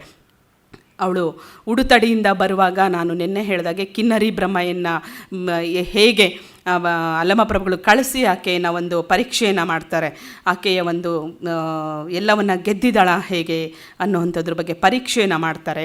ಪರೀಕ್ಷೆಯನ್ನು ಅದರಲ್ಲೂ ಆಕೆ ಉತ್ತೀರ್ಣಳಾಗಿ ಅನುಭವ ಮಂಟಪಕ್ಕೆ ಬರ್ತಾಳೆ. ಕಲ್ಯಾಣಕ್ಕೆ ಬಂದ ನಂತರ ಆಕೆ ಇನ್ನೇನು ಅನುಭವ ಮಂಟಪಕ್ಕೆ ಬರಬೇಕು. ಆಗ ಬಸವಣ್ಣನವರು ಅಲ್ಲಮ ಪ್ರಭುಗಳಿಗೆ ಹೇಳ್ತಾರೆ. ಬಸವಣ್ಣನವರಿಗೆ ಅವರ ದೂರದೃಷ್ಟಿ, ಅಲ್ಲಮ ಪ್ರಭುಗಳಿಗೆ ದೂರದೃಷ್ಟಿ ಬಗ್ಗೆ ನಾವಿಲ್ಲೇನು ಹೇಳಲೇಬೇಕಾಗಿಲ್ಲ. ಅವರು ಒಂದು ಅಂಶ, ದೈವದ ಒಂದು ಅಂಶ. ಅವರಿಗೆ ದೂರದೃಷ್ಟಿಯಿಂದ ತಿಳಿದುಕೊಂಡೇ ಕಿನ್ನರಿ ಬೊಮ್ಮೆಯನ್ನು ಕಳಿಸಿರ್ತಾರೆ ಅಲ್ಲಿಗೆ. ಬಸವಣ್ಣನವರು ಆಗ ಅಲ್ಲಮ ಪ್ರಭುಗಳಿಗೆ ಗಮನಕ್ಕೆ ತೆಗೆದುಕೊಂಡು ಬರ್ತಾರೆ. ಮಹಾದೇವಿ ಅಕ್ಕನ ಬಗ್ಗೆ ಅವರಿಗೆ ಇದ್ದಂತಹ ನಿಲುವು ಹೇಗಿತ್ತು ಅಂದರೆ, ಕಾಯದ ಲಜ್ಜೆಯ ಕಲ್ಪಿತವ ಕಳೆದು, ಜೀವದ ಲಜ್ಜೆಯ ನೆನಹ ಸುಟ್ಟು, ಮನದ ಲಜ್ಜೆಯ ಮೋಹವನ ಅಳಿದು, ಅಂದರೆ ಅಕ್ಕ ಮಹಾದೇವಿ ಎಲ್ಲದನ್ನ ಬಿಟ್ಬಿಟ್ಟಿದ್ದಾಳೆ ಅಂತ ಹೇಳಿ, ಭಾವದ ಕೂಟ ಬತ್ತಲೆಯೆಂದೆರೆದು, ತವಕದ ಸ್ನೇಹ ವ್ಯವಹಾರಕ್ಕೆ ಹುಗುದು, ಕೂಡಲ ಸಂಗಮ ದೇವಯ್ಯ ಎನ್ನ ಹೆತ್ತ ತಾಯಿ ಮಹಾದೇವಿಯಕ್ಕನ ನಿಲುವ ನೋಡಯ್ಯ ಪ್ರಭುವೆ. ಅಲ್ಲಮ ಪ್ರಭುಗಳಿಗೆ ಬಸವಣ್ಣನವರು ಎಲ್ಲ ಮೋಹವನ್ನು ಕಳೆದುಕೊಂಡು ಎನ್ನ ಹೆತ್ತ ತಾಯಿ ಅಂದರೆ ಅಕ್ಕ ಮಹಾದೇವಿಗೆ ಬಸವಣ್ಣನವರು ಕೊಟ್ಟಂತಹ ಸ್ಥಾನ, ಇನ್ನು ಹೆತ್ತ ತಾಯಿ ಹೇಗೆ ಬರ್ತಾ ಇದ್ದಾಳೆ, ಅವಳ ನಿಲುವನ್ನು ನೋಡು ಪ್ರಭುವೆ ಅಂತ ಹೇಳಿ ಅಲ್ಲಮ ಪ್ರಭುಗಳಿಗೆ ಹೇಳ್ತಾರೆ. ಅಲ್ಲಮ ಪ್ರಭುಗಳು ಅವರಿಗೆ ಗೊತ್ತಿದೆ ಆಕೆ ಯಾರು ಏನು ಎತ್ತ ಅಂಥೇಳಿ. ಆದರೂ ಅಲ್ಲಿ ಅನುಭವ ಮಂಟಪದಲ್ಲಿ ಕುಳಿತಂತಹ ಎಲ್ಲ ಶರಣರಿಗೆ ಆಕೆಯನ್ನು ಪರಿಚಯಿಸುವಂತಹ, ತಿಳಿಸುವಂತಹ ಒಂದು ಸಂದರ್ಭ ಅಲ್ಲಮ ಪ್ರಭುಗಳಿಗೆ ಬೇಕಾಗಿತ್ತು. ಹಾಗಾಗಿ ಅಲ್ಲಮ ಪ್ರಭುಗಳು ಆಕೆಯನ್ನು ಪ್ರಶ್ನೆ ಮಾಡೋದಕ್ಕೆ ಮುಂದಾಗ್ತಾರೆ. ತಕ್ಷಣಕ್ಕೆ ಬಸವಣ್ಣನವರು ಮತ್ತೊಂದು ಸಲ ಹೇಳ್ತಾರೆ, ಅಕ್ಕನ ವ್ಯಕ್ತಿತ್ವವನ್ನು ಅವರು ಎತ್ತಿ ಹಿಡಿಯುವಂಥದ್ದು ಹೇಳುವಂಥದ್ದು ನಾನು ಹೇಳಿದಾಗೆ, ರೂಪಿಲ್ಲದವನಿಗೆ ಒಲಿದವಳು ಈಕೆ, ಮನವಿಲ್ಲದವನಿಗೆ ಮೆಚ್ಚಿದವಳು, ಅವ ಅಭಿಮಾನದ ಹಂಗು ಅವ ಹೊರೆಯೂ ಇಲ್ಲದ ಭಕ್ತಿ ಈಕೆ. ಹೇಳಿದ್ನಲ್ಲ ನಾನು, ರೂಹಿಲ್ಲದ ಕೇಡಿಲ್ಲದ ಚೆಲುವಂಗೆ ನಾನು ಒಲಿದೆ. ಅಕ್ಕ ಹೇಳ್ತಾಳೆ ಈ ಮಾತನ್ನು. ಅವನಿಗೆ ರೂಪ ಇಲ್ಲ, ಚನ್ನಮಲ್ಲಿಕಾರ್ಜುನ ಶಿವನಿಗೆ ಅವನಿಗೆ ರೂಪ ಇಲ್ಲ, ಒಂದು ಆಕಾರ ಇಲ್ಲ, ಅಂಥವನಿಗೆ ನಾನು ಒಲಿದಿದ್ದೀನಿ ಅಂಥೇಳಿ ಅದನ್ನು ಬಸವಣ್ಣನವರು ಇಲ್ಲಿ ಇದರಲ್ಲಿ ಅನುಭವ ಮಂಟಪದಲ್ಲಿ ಹೇಳ್ತಾರೆ. ಈ ಎಲ್ಲ ಮಾತುಗಳು ಅಲ್ಲಮ್ಮ ಪ್ರಭುಗಳಿಗೆ ಗೊತ್ತಾಗುತ್ತೆ. ಆದರೆ ನಾನು ಹೇಳಿದಾಗೆ ಆಕೆಯನ್ನು ಹೊರಗೆ ಹಚ್ಚುವಂತಹ ಒಂದು ಕೆಲಸವನ್ನು ಅವರು ಮಾಡಬೇಕಾಗಿರುತ್ತೆ. ಬಹುಶಃ ಅದು ದೈವ ಪ್ರೇರಣೆ ಅಂತ ಹೇಳಿ ಅದನ್ನು ಅವರು ಹೇಳುವಂಥದ್ದು. ಅಂದರೆ ಅನುಭವ ಮಂಟಪಕ್ಕೆ ಅವಳು 100 ಮೈಲಿಗಳನ್ನು ಸವಸಿ ಬಂದಿರ್ತಾಳೆ ಉಡುತಡಿಯಿಂದ ಹೊರಟು. ಅಲ್ಲಿ ಆಗ ಅಲ್ಲಮ ಪ್ರಭುಗಳು ಆಕೆಯನ್ನು ಕೇಳ್ತಾರೆ, ಅವಳು ಒಳಗಡೆಗೆ ಬರೋದಕ್ಕಿಂತ ಮುಂಚೆ, ಉದ ಮದದ ಯೌವನವನ್ನೊಳಕೊಂಡ ಸತಿ ನೀನು ಇತ್ತಲೇಕೆ ಬಂದೆಯವ್ವ. ಸತಿ ಎಂದರೆ ಮುನಿವರು ನಮ್ಮ ಶರಣರು, ನಿನ್ನ ಪತಿಯ ಕುರುಹ ಹೇಳಿದರೆ ಬಂದು ಕುಳ್ಳಿರು. ಬಸವಣ್ಣನು, ಇದು ಅಲ್ಲಮಪ್ರಭುಗಳು ಅವಳಿಗೆ ಹೇಳುವಂಥದ್ದು. ನಮ್ಮ ಶರಣರೆಲ್ಲ ಸತಿ ಅಂತಂದರೆ ನಾವು ಯೋಚನೆಯನ್ನು ಮಾಡಬೇಕಾಗುತ್ತೆ. ಇವತ್ತು ಪರಸತಿ, ಪರ ಹೆಣ್ಣುಮಕ್ಕಳು, ಅನ್ಯ ಹೆಣ್ಣುಮಕ್ಕಳು ಅಂದಾಗ ನಾವು ಏನನ್ನು, ಹೇಗೆ, ಯಾವ ದೃಷ್ಟಿಕೋನದಿಂದ ನಾವು ನೋಡಬೇಕು ಅನ್ನೋಂಥದ್ದನ್ನು. ಸತಿ ಎಂದರೆ ಮುನಿವರು ನಮ್ಮ ಶರಣರು ಅಂದರೆ ಬೇರೆ ಸತಿ ಯಾಕೆ ಅಂದರೆ ನಾವು ಬೇರೆ ಕಡೆ ಹೋಗುವಂಥದ್ದು ಅಂತ ಹೇಳಿ. ನಿನ್ನ ಪತಿಯ ಕುರುಹ ಹೇಳಿದರೆ ಬಂದು ಕುಳ್ಳಿರು. ನಿನ್ನ ಪತಿ ಯಾರು ಅಂತ ಹೇಳಿದ್ರೆ ಮಾತ್ರ ನೀನು ಬಂದು ಒಳಗೆ ಕುಳಿತುಕೋಬೇಕು. ಅಲ್ಲವಾದರೆ ತೊಲಗುತ್ತಾಯೇ. ನಮ್ಮ ಗುಹೇಶ್ವರನ ಶರಣರಲ್ಲಿ ಸಂಗ ಸುಖ ಸನ್ನಿಹಿತವ ಬಯಸುವರೆ, ನಿನ್ನ ಪತಿ ಯಾರೆಂಬುದ ಹೇಳ ಎಲೆ ಅವ್ವ. ಆದರೆ ಅವಳಿಗೆ ಯಾರಿಗೆ ಹೇಳಬೇಕು? ಅವಳ ಬಾಹ್ಯ ಗಂಡ ಕೌಶಿಕ ಅಲ್ಲಿ ಮದುವೆಯಾಗಿ ಬಂದಿದ್ದಾಳೆ. ಎಲ್ರಿಗೂ ಗೊತ್ತಿರೋ ಹಾಗೆ ಆಂತರ್ಯದ ಆಕೆಯ ಪತಿ ಚನ್ನಮಲ್ಲಿಕಾರ್ಜುನ. ಅವಳು ಯಾರನ್ನು ಹೇಳಬೇಕು? ಆಕೆ ಎಷ್ಟು ಚೆನ್ನಾಗಿ ಹೇಳ್ತಾಳೆ ಅಕ್ಕ ಅಂತ ಹೇಳಿದ್ರೆ, ಅವಳು ತುಂಬ ಯೌವನ ಆ ಸಂದರ್ಭದಲ್ಲಿ ಅವಳಿಗೆ. ಬಹುಶಃ 18-19 ವರ್ಷದ ನಮಗೆ ಯೋಚನೆಯೂ ಮಾಡಲಿಕ್ಕೆ ಸಾಧ್ಯ ಇಲ್ಲದೆ ಇರುವಂತಹ ವಯಸ್ಸು ಅದು. ಆ ತರಹದ ಒಂದು ಆಧ್ಯಾತ್ಮಿಕ ಇದರಲ್ಲಿ, ಆ ಒಂದು ಇದರಲ್ಲಿ ಯಾವಾಗ ಅಲ್ಲಮಪ್ರಭುಗಳು ಹೇಳ್ತಾರೆ, ಆಗ ಅವಳು ಹೇಳ್ತಾಳೆ, ಬಹುಶಃ ಅವಳು ಅದಕ್ಕೆ ಸಿದ್ಧಳಾಗೇ ಬಂದಿದ್ಲೋ ಏನೋ. ಹರನೇ ಗಂಡನಾಗಬೇಕೆಂದು ಅನಂತ ಕಾಲ ತಪ್ಪಿಸಿದ್ದೆ ನೋಡ. ಆ ಶಿವನೇ ನನ್ನ ಗಂಡನಾಗಬೇಕು ಅಂತ ಹೇಳಿ ನಾನು ಅನಂತ ಕಾಲ, ಬಹಳಷ್ಟು ಕಾಲ ನಾನು ತಪಸ್ಸನ್ನು ಮಾಡಿದ್ದೇನೆ. ಅವಳು ಚಿಕ್ಕವಳಿರುವಾಗಲೇ ಅವಳ ಗುರುಗಳು ಯಾವುದೋ ಸಂದರ್ಭದಲ್ಲಿ ಶಿವಪೂಜೆಯನ್ನು ಮಾಡುವಾಗ, ಲಿಂಗ ಪೂಜೆಯನ್ನು ಮಾಡುವಾಗ, ನಾನು ಹೇಳಿದೆ ಉಡುತಡಿಗೆ 3 ಕಿಲೋಮೀಟ್ರ್ ಆಗುತ್ತೆ, ಮಲ್ಲಯ್ಯ ಅಂತ ಹೇಳಿ ಒಂದು ದೇವಸ್ಥಾನ, ಅಲ್ಲೇ ಹೋಗಿ ಅವಳು ಪೂಜೆಯನ್ನು ಮಾಡ್ತಾಯಿದ್ಲು. ಈಗಲೂ ಆ ಗುಡಿ ಇದೆ. ಇತ್ತೀಚೆಗೆ ಅದನ್ನು ತುಂಬ ಚೆನ್ನಾಗಿ ರಿನೋವೇಷನನ್ನು ಮಾಡಿದ್ದಾರೆ. ಅಲ್ಲಿ ಒಂದು ಕಲ್ಯಾಣ ಇದೆ, ಅಲ್ಲಿ ಬಿಲ್ವಪತ್ರಗಳ ಮರಗಳಿದೆ, ಎಲ್ಲ ಇದೆ. ಚಿಕ್ಕದಾದಂಥ ಒಂದು ಮಲ್ಲಯ್ಯನ ಗುಡಿ ಅದು, ಶಿವನ ಒಂದು ಸ್ಥಾನ ಅಂತ ಹೇಳಿ. ಅಲ್ಲಿಗೆ ಪೂಜೆಗೆ ಹೋಗಬೇಕಾದ್ರೆ ಯಾವುದೋ ಸಂದರ್ಭದಲ್ಲಿ ಅಯಾಚಿತವಾಗಿ ಅವರು ಹೇಳಿರೋವಂಥದ್ದು, ನಿನ್ನ ಪತಿ ಅಂತ ಹೇಳಿ, ಆ ಥರದಲ್ಲಿ ನಿನ್ನವನು, ನಿನ್ನ ಗಂಡ, ಹೀಗೆ ಯಾವುದೋ ಸಂದರ್ಭದಲ್ಲಿ ಬಂದಂತಹ ಮಾತು ಆಕೆಯ ಮನಸ್ಸನ್ನು ಎಷ್ಟು ಗಟ್ಟಿಗೊಳಿಸುತ್ತೆ ಅಂತಂದರೆ, ಹರನೇ ನನ್ನ ಗಂಡ. ಆ ಕ್ಷಣದಿಂದ ಅವಳ ಮನಸ್ಸಲ್ಲಿ ಅದು ಕೂತು ಬಿಡುತ್ತೆ. ಮತ್ತು ಅವಳು ಅದನ್ನು ಹೇಳ್ತಾಳೆ, ಹರನೇ ಗಂಡನಾಗಬೇಕೆಂದು ಅನಂತ ಕಾಲ ತಪ್ಪಿಸಿದ್ದೆ ನೋಡ. ನಮ್ಮವರು ಸೇಸೆ ನಿಕ್ಕಿ ಚನ್ನಮಲ್ಲಿಕಾರ್ಜುನನೆಂಬ ಗಂಡಂಗೆ ನನ್ನನ್ನು ಮದುವೆ ಮಾಡಿಕೊಟ್ಟರು. ಅವಳು ಚಿಕ್ಕವಳಿರುವಾಗ ಲಿಂಗದೀಕ್ಷೆ ಮಾಡುವಾಗ ಏನು ಅವ್ರ ಗುರುಗಳು ಈ ಮಾತನ್ನು ಹೇಳಿರ್ತಾರೆ.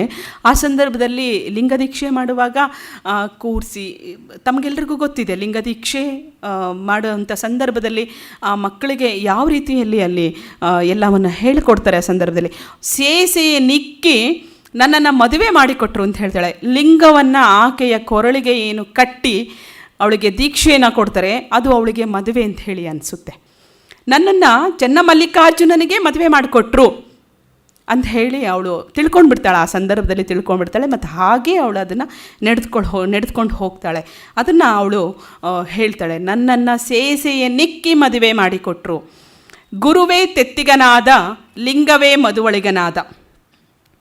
ಗುರುವೇ ಮದುವೆ ಮಾಡಿಕೊಡುವಂಥವ್ರು, ಲಿಂಗವೇ ಮಧುವಳಿಗನಾದ. ಆ ಕಟ್ಟಿದ್ದಂತಹ ಲಿಂಗ ಏನಿದೆ ಅದು ಮಧುವಣಿಗ, ವರ ಆಗಿದ್ದು. ನಾನೇ ಮಧುವಳಿಗೆಯಾದೆನು, ನಾನು ಮಧುವಣಿಗಿತ್ತಿ. ಈ ಭುವನವೆಲ್ಲ ಬಯಲು ಅಸಂಖ್ಯಾತರನಿಗೆ ತಾಯಿ ತಂದೆಗಳು. ಈ ಭುವಿಯಲ್ಲಿ ಇರುವಂತಹ ಎಲ್ಲರೂ ನನಗೆ ತಂದೆ ತಾಯಿಗಳು. ಇವತ್ತು ನಾವು ಒಂದು ತಂದೆ ತಾಯಿನ ನೋಡ್ಕೊಳ್ಳಿಕ್ಕೆ ಎಷ್ಟು ಕಷ್ಟಪಡ್ತೀವಿ. ಅವಳಿಗೆ ಎಲ್ಲರೂ ತಂದೆ ತಾಯಿಗಳು ಅಂತ ಹೇಳ್ತಾಳೆ. ಈ ಭುವಿಯಲ್ಲಿರುವಂತಹ ಎಲ್ಲರೂ ತಂದೆ ತಾಯಿಗಳು.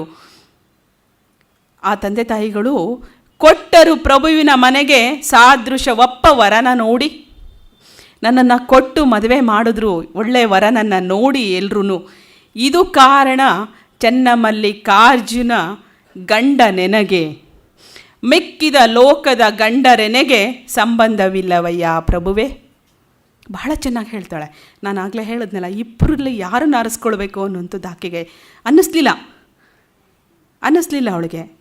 ಎಲ್ಲರೂ ಸೇರಿ ನನ್ನನ್ನು ಮದುವೆ ಮಾಡಿಕೊಟ್ಟಿದ್ದಾರೆ, ನನ್ನನ್ನು ಗಂಡನಿಗೆ ದಾರೆ ಎರೆದು ಕೊಟ್ಟಿದ್ದಾರೆ, ಅವನೇ ನನಗೆ ಗಂಡ, ಇನ್ನು ಉಳಿದವರೆಲ್ಲ ನನಗೆ ಸಂಬಂಧವಿಲ್ಲವಯ್ಯ ಪ್ರಭುವೇ ಅಂತ ಹೇಳ್ತಾಳೆ. ಅಕ್ಕ ಮಹಾದೇವಿ ಎಷ್ಟರ ಮಟ್ಟಕ್ಕೆ ಆ ವಯಸ್ಸಿನಲ್ಲೇ ಅವಳು ಪ್ರಬುದ್ಧಳಾಗಿದ್ದಳು ಅನ್ನುವಂಥದ್ದನ್ನು ನಾವು ಈ ಒಂದು ವಚನದಲ್ಲೇ ನಾವು ತಿಳಿದುಕೊಳ್ಬಹುದು ಅಂಥೇಳಿ. ಆದರೆ ಅಲ್ಲಮ್ಮ ಪ್ರಭು ಅದನ್ನು ಒಪ್ಪಲ್ಲ. ಮತ್ತು ಆಕೆ ಬಂದಿದ್ದಂತಹ ಸ್ಥಿತಿ, ಆಕೆ ಹೇಗೆ ಬಂದಿದ್ಲು ಎಲ್ಲವನ್ನು ಬಿಸುಟು ತನ್ನ ಕೇಶರಾಶಿಯನ್ನು ಏನು ದೇಹದ ತುಂಬ ಮುಚ್ಕೊಂಡು ಬಂದಿರ್ತಾಳೆ. ಅವನ ತಲೆಯಲ್ಲಿ ಅದನ್ನು ಅಲ್ಲಿ ನೆರೆದಿರೋಂತಹ ಶರಣರಿಗೆ ತೋರಿಸ್ಕೊಡೋವಂಥದ್ದು ಆಗಬೇಕಾಗಿರುತ್ತೆ. ಹಾಗಾಗಿ ಆಕೆಯನ್ನು ತುಂಬ ಹೊರಗೆ ಹಸ್ತಾ ಹೋಗ್ತಾನೆ.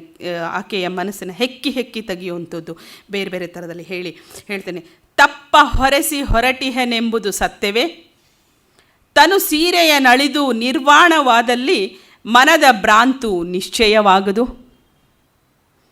ಸೀರೆಯನ್ನು ಬಿಟ್ಟು ನಿರ್ವಾಣ ಆಗಿದ್ದೀನಿ ಅಂದ ತಕ್ಷಣ ಮನದಲ್ಲಿರುವಂತಹ ಭ್ರಾಂತಿ ನಿಶ್ಚಯ ಅಲ್ಲ. ಕೇಶವೆಂಬ ಸೀರೆ ಅಂಗಕ್ಕೆ ಮರೆಯಾಯಿತು, ಅಪಮಾನವೆಂತು ಹರಿಯಿತು. ಕೇಶ ಅನ್ನುವಂಥದ್ದನ್ನು ನೀನು ಮರೆ ಮಾಡ್ಕೊಂಡಿರ್ಬೋದು ಅಂಗಗಳಿಗೆ, ಆದರೆ ಅಪಮಾನ ಏನು ಹರಿದಿಲ್ಲಲ್ಲ. ಅದು ಗುಹೇಶ್ವರ ಲಿಂಗಕ್ಕೆ ಸಲ್ಲದ ವೇಷ, ಶಿವನಿಗೆ ಇದು ಸಲ್ಲದು. ಈ ರೀತಿ ನೀನು ಬಂದಿರೋವಂಥದ್ದು ಶಿವನಿಗೆ ಸಲ್ಲದು ಅನ್ನುವಂಥದ್ದನ್ನು ಅಲ್ಲಮ್ಮ ಪ್ರಭುಗಳು ಹೇಳ್ತಾರೆ. ನಿನ್ನ ಪತಿ ಮೇಲೆ ಯಾತಕ್ಕೆ ನೀನು ತಪ್ಪನ್ನು ಹೊರಿಸಿ ಬಂದಿದೀಯಾ ಅಂದರೆ, ಚನ್ನಮಲ್ಲಿಕಾರ್ಜುನನ ನಾನು ಹುಡುಕಿ ಹೊರಟಿದ್ದೀನಿ ಅಂತ ಹೇಳ್ತಾಳೆ. ಅಂದರೆ ಅವ್ನು ನನ್ನನ್ನು ಬಿಟ್ಟು ಹೋಗಿದ್ದಾನೆ ಅನ್ನೋ ಥರ, ಅವ್ನು ನನ್ನ ಹತ್ರ ಇಲ್ಲ ಅನ್ನೋವಂಥದ್ದನ್ನು ಹೇಳ್ತಾಳೆ. ಹಾಗಾಗಿ ನಿನ್ನ ಪತಿಯ ಮೇಲೆ ನೀನು ಯಾತಕ್ಕೆ ತಪ್ಪನ್ನು ಅಂದರೆ ಕೌಶಿಕನ ಮೇಲೆ ತಪ್ಪನ್ನು ಹೊರಿಸಿ ನೀನು ಯಾಕೆ ಹೊರಟು ಬಂದಿದೀಯಾ? ನಿನಗೆ ಭ್ರಾಂತಿ ಇದೆ, ಆ ಭ್ರಾಂತಿನ ನಾಶ ಮಾಡ್ಕೊ. ನೀನು ಕೇಶವನ್ನೇನೋ ಅಂಗಕ್ಕೆ ನೀನು ಮರೆ ಮಾಡ್ಕೊಂಡಿದೀಯಾ. ಮರೆ ಮಾಡ್ಕೊಂಡ ತಕ್ಷಣ ಮಾನ ಅಪಮಾನವನ್ನು ನೀನು ಬಿಟ್ಟಾಗ ಆಗಲಿಲ್ಲ, ದೇಹದ ಮೋಹವನ್ನು ನೀನು ಬಿಟ್ಟಾಗ ಆಗಲಿಲ್ಲ. ಇದು ಆ ಶಿವನಿಗೆ ಇಷ್ಟ ಆಗಲ್ಲ ಅನ್ನುವಂಥದ್ದನ್ನು ಅಲ್ಲಮ್ಮ ಪ್ರಭುಗಳು ಹೇಳ್ತಾರೆ. ಅಂದರೆ ಕೌಶಿಕನ ಅವಳು ಏನು ತಪ್ಪನ್ನು ಹೊರಿಸ್ತಾಳೆ ಅದನ್ನು ಅಲ್ಲಮ್ಮ ಪ್ರಭುಗಳು ಸ್ವಲ್ಪ ಎತ್ತಿ ಹಿಡಿತಾರೆ, ಅಲ್ಲಿ ಎಲ್ರಿಗೂ ಗೊತ್ತಾಗಲಿ ಅಂಥೇಳಿ. ಮಹಾದೇವಿ ಅಕ್ಕ ಅದಕ್ಕೆ ಮತ್ತೊಂದು ಉತ್ತರವನ್ನು ಸಿದ್ಧ ಮಾಡಿಟ್ಕೊಂಡಿರ್ತಾಳೆ. ತಕ್ಷಣಕ್ಕೆ ಹೇಳ್ತಾಳೆ ಅವಳು, ಕಾಯ ಕರ್ರನೆ ಕಂದಿದಡೇನಯ್ಯ, ಕಾಯ ಮಿರ್ರನೆ ಮಿಂಚಿದಡೇನಯ್ಯ. ಈ ದೇಹ ಎಷ್ಟು ಹೊಳೆದ್ರೇನು, ಈ ಸೌಂದರ್ಯ ಎಷ್ಟು ಥರದಲ್ಲಿ ನಮ್ಮದು ಮಿಂಚಿದ್ರೇನು. ಅಂತರಂಗ ಶುದ್ಧವಾದ ಬಳಿಕ ಚನ್ನಮಲ್ಲಿಕಾರ್ಜುನ ಲಿಂಗವು ಒಲಿದ ಕಾಯವು ಹೇಗಿದ್ದಡೇನಯ್ಯ. ಅಂತರಂಗ ಶುದ್ಧವಾಗಿದೆ, ನನ್ನ ಹೊರ ಸೌಂದರ್ಯ ಹೇಗಿದ್ರೇನು, ನನಗೆ ಅದು ಬೇಕಾಗಿಲ್ಲ. ಅಂದರೆ ಅವಳು ತುಂಬ ಸೌಂದರ್ಯವತಿ, ತುಂಬ ಯೌವನದಲ್ಲೇ ಇದ್ದಂಥವಳು. ಹಾಗಾಗಿ ಅಲ್ಲಮ್ಮ ಪ್ರಭುಗಳು ಆ ಪ್ರಶ್ನೆಯನ್ನು ಕೇಳಿದಾಗ ಅವಳು ಹೇಳ್ತಾಳೆ, ಕಾಯ ಕರ್ರನೆ ಕಂದಿದಡೇನಯ್ಯ, ಕಾಯ ಮಿರ್ರನೆ ಮಿಂಚಿದಡೇನಯ್ಯ. ಈ ದೇಹದ ಬಗ್ಗೆ ಯಾವುದೇ ಮೋಹ ನನಗಿಲ್ಲ ಅನ್ನೋಂಥದ್ದನ್ನು ಅಲ್ಲೇ ಯಾಕೆ ವ್ಯಕ್ತಪಡಿಸ್ಕೊತಾಳೆ. ಆ ಚನ್ನಮಲ್ಲಿಕಾರ್ಜುನನಿಗೆ ಒಲಿದ ಮೇಲೆ ಈ ಒಂದು ನನ್ನ ಮನಸ್ಸು ಒಲಿದ ಮೇಲೆ ಈ ಕಾಯ ಹೇಗಿದ್ರೇನು ಅಂದರೆ ಈ ದೇಹ ಹೇಗಿದ್ರೇನು ಅನ್ನುವಂಥದ್ದನ್ನು ಹೇಳ್ತಾಳೆ. ತಕ್ಷಣಕ್ಕೆ ಅಲ್ಲಮ್ಮ ಪ್ರಭುಗಳು ಮತ್ತೊಂದು ಅದಕ್ಕೆ ಸಿದ್ಧ ಮಾಡಿಟ್ಕೊಂಡಿರ್ತಾರೆ. ದೇವನೊಲಿದ, ನೀನೊಲಿದನೆಂಬುದು ಅದಾವುದಕ್ಕೆ, ಭಾವಶುದ್ಧವಾದಲ್ಲಿ ಸೀರೆ ನಳಿದು ಕೂದಲ ಮರೆಸಲೇತಕ್ಕೆ, ಅದು ಅಂತರಂಗದ ನಾಚಿಕೆ ಬಾಹ್ಯದಲ್ಲಿ ತೋರಿತ್ತು, ಅದು ಗುಹೇಶ್ವರ ಲಿಂಗಕ್ಕೆ ಒಲವಲ್ಲ. ಮತ್ತೆ ಕೇಳ್ತಾನೆ, ಅವ್ನು ಕೇಳೋವಂಥದ್ದೇ ಅದು, ಅವಳು ಕೇಶರಾಶಿಯನ್ನು ಮುಚ್ಕೊಂಡು ಬಂದಿರೋವಂಥದ್ದೇನೆ ಪದೇ ಪದೇ ಕೇಳೋವಂಥದ್ದು. ದೇವನ ಒಲ್ದಿದ್ದಾನೆ, ನೀನು ಒಲ್ದಿದ್ದೀನಿ ಅನ್ನೋದನ್ನು ಯಾತಕ್ಕೆ ಹೇಳ್ತೀಯಾ ನೀನು? ದೇವನ ಒಲಿದಿದ್ದಾನೆ ಅಂತ ಹೇಳಿದೆ, ನೀನು ಒಲ್ದಿದ್ದೀನಿ ಅಂತನ್ನು ಯಾತಕ್ಕೆ ಹೇಳ್ತೀಯಾ? ಭಾವ ಶುದ್ಧವಾದಲ್ಲಿ ಸೀರೆ ನಳಿದು ಕೂದಲ ಮರೆಸಲೇತಕ್ಕೆ. ನಿನ್ನ ಭಾವ ಶುದ್ಧ ಆಗಿದೆ, ಅವಳು ಹೇಳ್ತಾಳಲ್ಲ ಅಂತರಂಗದಲ್ಲಿ ಶುದ್ಧ ಅಂಥೇಳಿ. ನಿನ್ನ ಭಾವ ಶುದ್ಧವಾದರೆ ಕೂದಲನ್ನು ಹತ್ತಕ್ಕೆ ಮುಚ್ಕೊಂಡು ಬಂದೆ ನೀನು, ಹಾಗೆ ಬಂದುಬಿಡ್ಬೋದಿತ್ತಲ್ಲ, ಸೀರೆಯನ್ನು ಉಟ್ಕೊಂಡು ನೀನು ಅಂದರೆ ಮೈ ತುಂಬ ನೀನು ಬಟ್ಟೆನ ಹಾಕ್ಕೊಂಡು ಬಂದುಬಿಡ್ಬೋದಿತ್ತಲ್ಲ. ಅಂತರಂಗದಲ್ಲಿ ನಾಚಿಕೆ ಇದ್ದರೆ ಬಾಹ್ಯದಲ್ಲಿ ತೋರುತ್ತೆ, ಅಂದರೆ ನಿನ್ನ ಅಂತರಂಗದಲ್ಲಿ ನಾಚಿಕೆನೇ ಇಲ್ಲ. ಅವನು ತುಂಬ ಅವಳನ್ನ ಹೀಯಾಳಿಸ್ತಾನೆ ಅಲ್ಲಮ್ಮ ಪ್ರಭು, ಅಕ್ಕ ಮಹಾದೇವಿನ ಹೀಯಾಳಿಸ್ತಾ ಹೋಗ್ತಾನೆ. ಅಂದರೆ ನಿನಗೆ ನಾಚಿಕೆ ಇಲ್ಲ, ಇದು ಗುಹೇಶ್ವರನಿಗೆ ಒಪ್ಪಲ್ಲ, ಅಂದರೆ ಶಿವನಿಗೆ ಒಪ್ಪಲ್ಲ ಇದು ಅಂತ ಹೇಳ್ತಾನೆ.